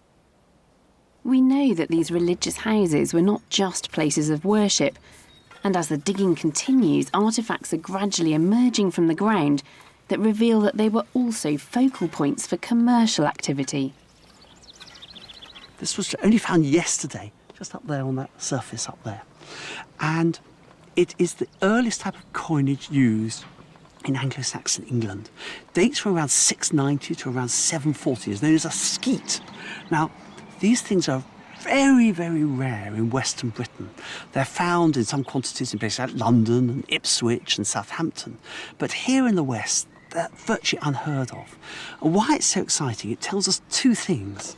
One is that this place was a really important for trade and commerce. And the second reason is that this find puts the site back much earlier. The first documentary evidence we've got is in the middle part of the 8th century. This coin suggests that people here in the late 7th or early 8th century, right at the beginning of the conversion of this part of the world to Christianity. The jewel in the crown of this Anglo-Saxon nunnery is a quite incredible object. No one seems to know exactly where it was found or how, and as far as I know, it's never been seen by the public before. So it's incredibly exciting that we're getting a chance to examine it. That is fantastic, isn't it? Absolutely fantastic. It's actually bigger than I imagined. It's an extraordinary thing. You've seen photographs or drawings, but when you see the thing itself, it is a wonderful, wonderful piece. Leslie Webster, former curator of Anglo-Saxon archaeology at the British Museum, is astonished by the level of its artistry. The craftsmanship, which is magnificent, and the sort of sheer quantity of gold that's gone into that. So the question I've got to ask you, Leslie, how old is it? Well, looking at the style of the piece, my feeling is that it belongs to the first third of the 9th century. That's amazing. Although we can't say for sure that the ring is Christian, it seems to be in the shape of a cross. Leslie suspects that it was worn by someone of very high status, but whether a bishop or a king, we just don't know. The other question I really need to ask, obviously, is how do you think it was made? Well, if I can seize it from you and get a closer look, it is absolutely superb. I mean, what we've got are 4 little animal creatures with pointy ears, long snouts. We've got little staring eyes, so it does look quite wolf-like, I think, or hound-like. Now, the filigree is also wonderful. It's so fine, and this lovely plaited work round the outside here. Very, very delicate. Again, that's quite an early-ish feature. The craftsmanship is just magnificent. I can't believe that it's survived in such amazing condition. It's a very imposing monumental ring, and in its whole character and style, it is unique.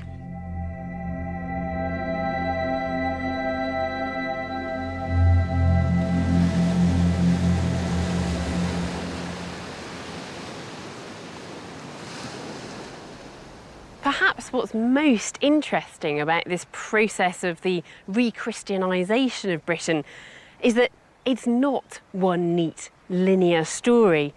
Various missionaries arrived at different times from overseas, preaching the religions of the Celtic and Roman churches and attempting the conversion of the pagan Anglo-Saxon kings.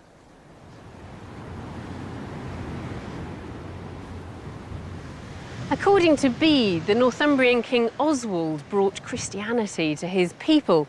He called for a missionary to come from the Irish monastery on the island of Iona to convert his people. And when the monk Aidan arrived, Oswald granted him land to build a monastery on Lindisfarne over there. And the island became a cradle of Christianity. This was the golden age of Northumbria. The royal capital of Bamborough would have been a magnet for people from across the kingdom, perhaps from across the world, who came here seeking fame, glory and gainful employment. 12 years ago, archaeologists located an extensive burial ground right next to the castle. Buried beneath the sand dunes were the remains of the residents of the Anglo-Saxon fortress of Bamborough. 100 skeletons were removed, just a portion of the total number believed to be buried there, and taken to Durham University for extensive analysis and research. I'm an osteologist, someone who studies human bones, so I know how much these physical remains can reveal about the lives of past people. Archaeologists can tell a certain amount about ancient lifestyles by looking at objects that people have left behind. But long after we die, our bones hold an enormous amount of information about us. Dr. Sarah Groves was involved in the excavations at Bamborough as a student and has been analysing the skeletons ever since. Her findings, due to be published next year, reveal some fascinating observations about the community living there. The vast majority of the population did have quite bad teeth. Almost every individual, adults and children alike, had calculus on some of their teeth at least, and a really high proportion of them had caries as well, so that's tooth decay like this individual over here. That hole's massive. It's taken away almost the entire top of the root there. just hanging onto the crown. And the tooth next to it's completely gone. All we've got left is the roots remaining there. Yeah. We all know the pain of toothache, and these people didn't have modern drugs or dentists to ease their pain. So why do you think there were such high rates of tooth decay and gum disease in this population? Well, it's got to be something to do with the diet that they're eating, because it's affecting the whole population. So they must be eating something in their diet which is making them more prone to having these dental diseases. And what could that be? Well, I think that they must be eating quite a lot of meat, and we're seeing that from the archaeological material, and also eating a lot of flour, which is quite starchy and leads to sugars building up in the mouth. And also things like beer and wine and mead, all of which are quite sugary. And if you're drinking a lot of drinks like that, then that can also lead to tooth decay. So rather bizarrely, these atrocious teeth are telling us that these people had quite a luxurious lifestyle. Potentially, yeah. And very rarely the stories told by individual skeletons contain clues about the way these people interacted with each other. So is this a young person, a juvenile? It's a young person, but I don't think it's really a juvenile. If you look at the state of fusion, it could be an individual who's between 10 and 16 years. So looking here, the end of the radius in the forearm, that's still completely separate, and the ends of these finger bones as well are still separate. But if you come up here and look at the teeth, you can see that actually they've got quite an adult dentition. Do these teeth really belong with this skeleton? They do, and if I hadn't been there during the excavation, I would have asked some questions about whether the skull did belong with the body, but it really does. So we're looking at somebody who, from their teeth, it looks as though they're in their late teens, early 20s. Yeah. But from the rest of their bones, looks as though they're a child still. Yeah. A picture was emerging of a seriously disabled young man whose skeleton was ravaged by a debilitating condition. And if you go right down there to the knee, you can see this right knee is really abnormal. That's very odd. If I pick up the left knee as well for comparison, it just looks odd, doesn't it? It's very flared. The knee joint is so malformed that it probably would have caused them problems with walking. So this person had a congenital problem. They're very short. They probably look slightly deformed as well, but they're being buried in this high-status cemetery. Yeah, and you can imagine that this is somebody who's potentially had to be cared for throughout their life, and yet they've still managed to reach early adulthood. So it suggests that as the population, their family, their friends are looking out for them, they're looking after them and affording them all the dignity and burial that everybody else in the cemetery was given. So it really shows you that this is a community so much like us now, caring for our sick, for our young people, for our elderly and for people with disabilities.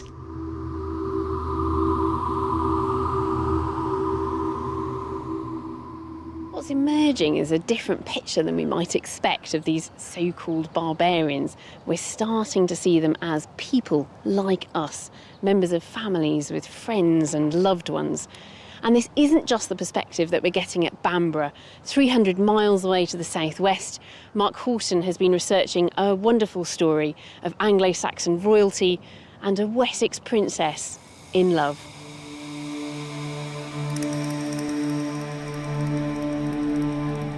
Inside Malmesbury Abbey in Wiltshire is a tomb dedicated to the first king of all England, Athelstan. Athelstan, remarkably for his period, was not just somebody who wanted to expand the frontiers of the Anglo-Saxon kingdom, but also wanted to create alliances with Europe. And he systematically married off his sisters to all sorts of European rulers and princes and dukes. The most successful alliance was between his sister Edith and Otto of Germany. Not only was this a politically astute move, but it also proved to be a great love affair. Edith captured the imagination not only of Otto, but also his court and the people around her, because she was clearly stunningly beautiful. We know that Otto was very much devoted to her. He gave Magdeburg as a dowry this town on the frontier where she ended up being buried and where Otto himself ended up being buried later on. During recent excavations in Magdeburg Cathedral in Germany, archaeologists set about exploring a 16th century sarcophagus dedicated to Edith. was thought to be a cenotaph, it was thought to be an empty tomb, but actually inside was found a lead casket, and in that was an inscription that said, "These are the remains of Queen Edith that were placed here in the year 1510. But in the Middle Ages, people constantly moved bones around. Relics was big business, so we really had to be certain that the bones were those of Edith and not some random person that had been scooped up in order to give this tomb some form of credibility. If these were her remains, it would be an extremely significant find, providing a direct link to the first King of England, Athelstan. And only science can help us determine whose body this is.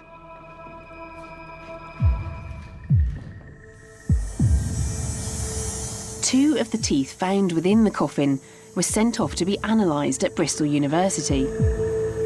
Dr. Alistair Pike planned to measure strontium isotopes in the teeth to find out where this individual grew up. Strontium is found in soil and absorbed by plants and animals. It finds its way into the bones and teeth of the people who eat them. Because teeth form during childhood, the strontium found in dental enamel reflects where a person was born and raised. And in Edith's case, this would have been in Wessex, the royal kingdom at the heart of an emerging England. As far as Alistair's concerned, the results from the Magdeburg tomb are conclusive.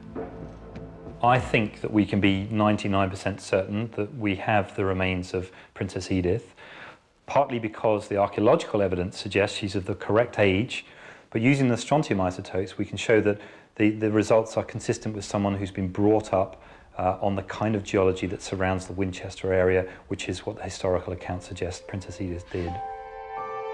Although Edith died over 1,000 years ago, she remains proof of our timeless fascination with princesses. She came back to England in a way that in her lifetime she would never have expected to do, and she was an exceptional lady and somebody who really is at the fountainhead of sort of modern Europe, whose blood probably runs in the veins of most royal families in Europe today. If Edith's bones tell a royal love story, the skeleton of one young man from Bamborough encapsulates the violence of the Anglo-Saxon years and bears witness to his untimely death.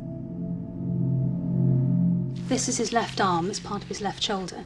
You can see that this has been sliced away across the top of the shoulder. And this is something which has happened in life rather than something which has happened to the bones in the ground. Definitely. You can see if I put the rest of the shoulder together there, that we've got another piece of bone which has been sliced away. So this has happened while these two bones are actually still together as a joint. Yeah. Something has sliced through them. Yeah, absolutely. So that's been a cut across his shoulder there. And you can see here on the pelvis, a great big slice of bone has been completely cut away. Oh my goodness, yeah.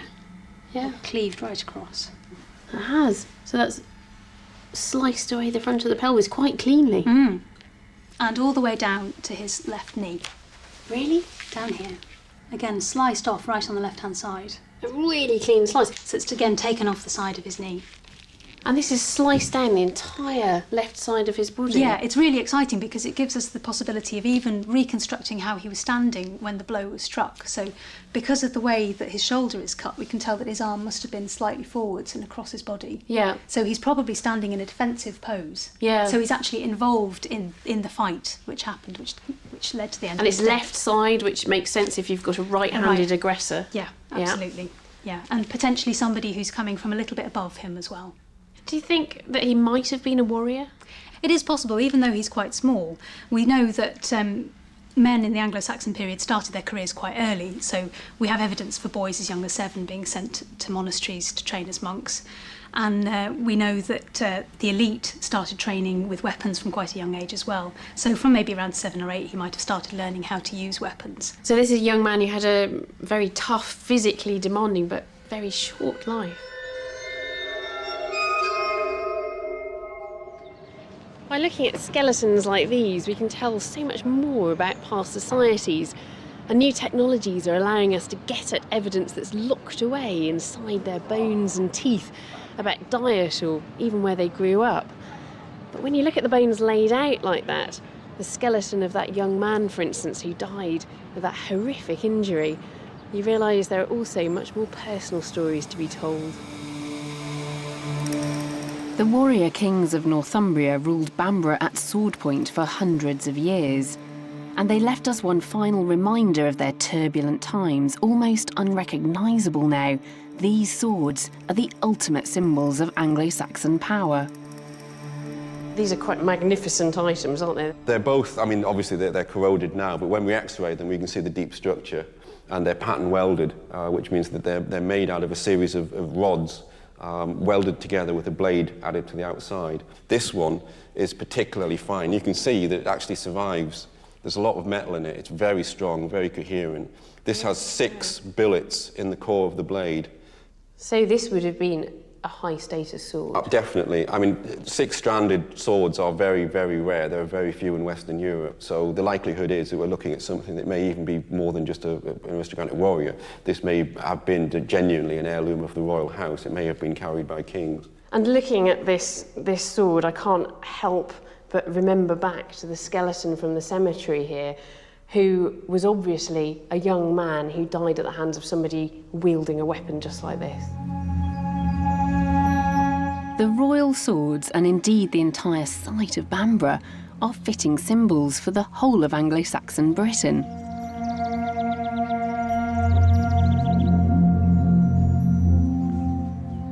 There are still so many unanswered questions, and the mysteries will remain a challenge for archaeologists and historians to unlock for many years to come. But it does offer us tangible connections too. So what have I learned? Well, in many ways, these people were just like us. They had holes in their teeth, some were healthy, others marked by disease and cared for by their communities. But this was a time of great unrest and violence. Weapons became symbols of status, and people died by the sword. The struggle for power played out across all levels of society, and even the dead were co-opted, buried with treasures of gold and precious stones whose real value seemed to be as badges of identity. These people may not have left us detailed records of their lives, but archaeology is bringing them within our reach, and the digging goes on.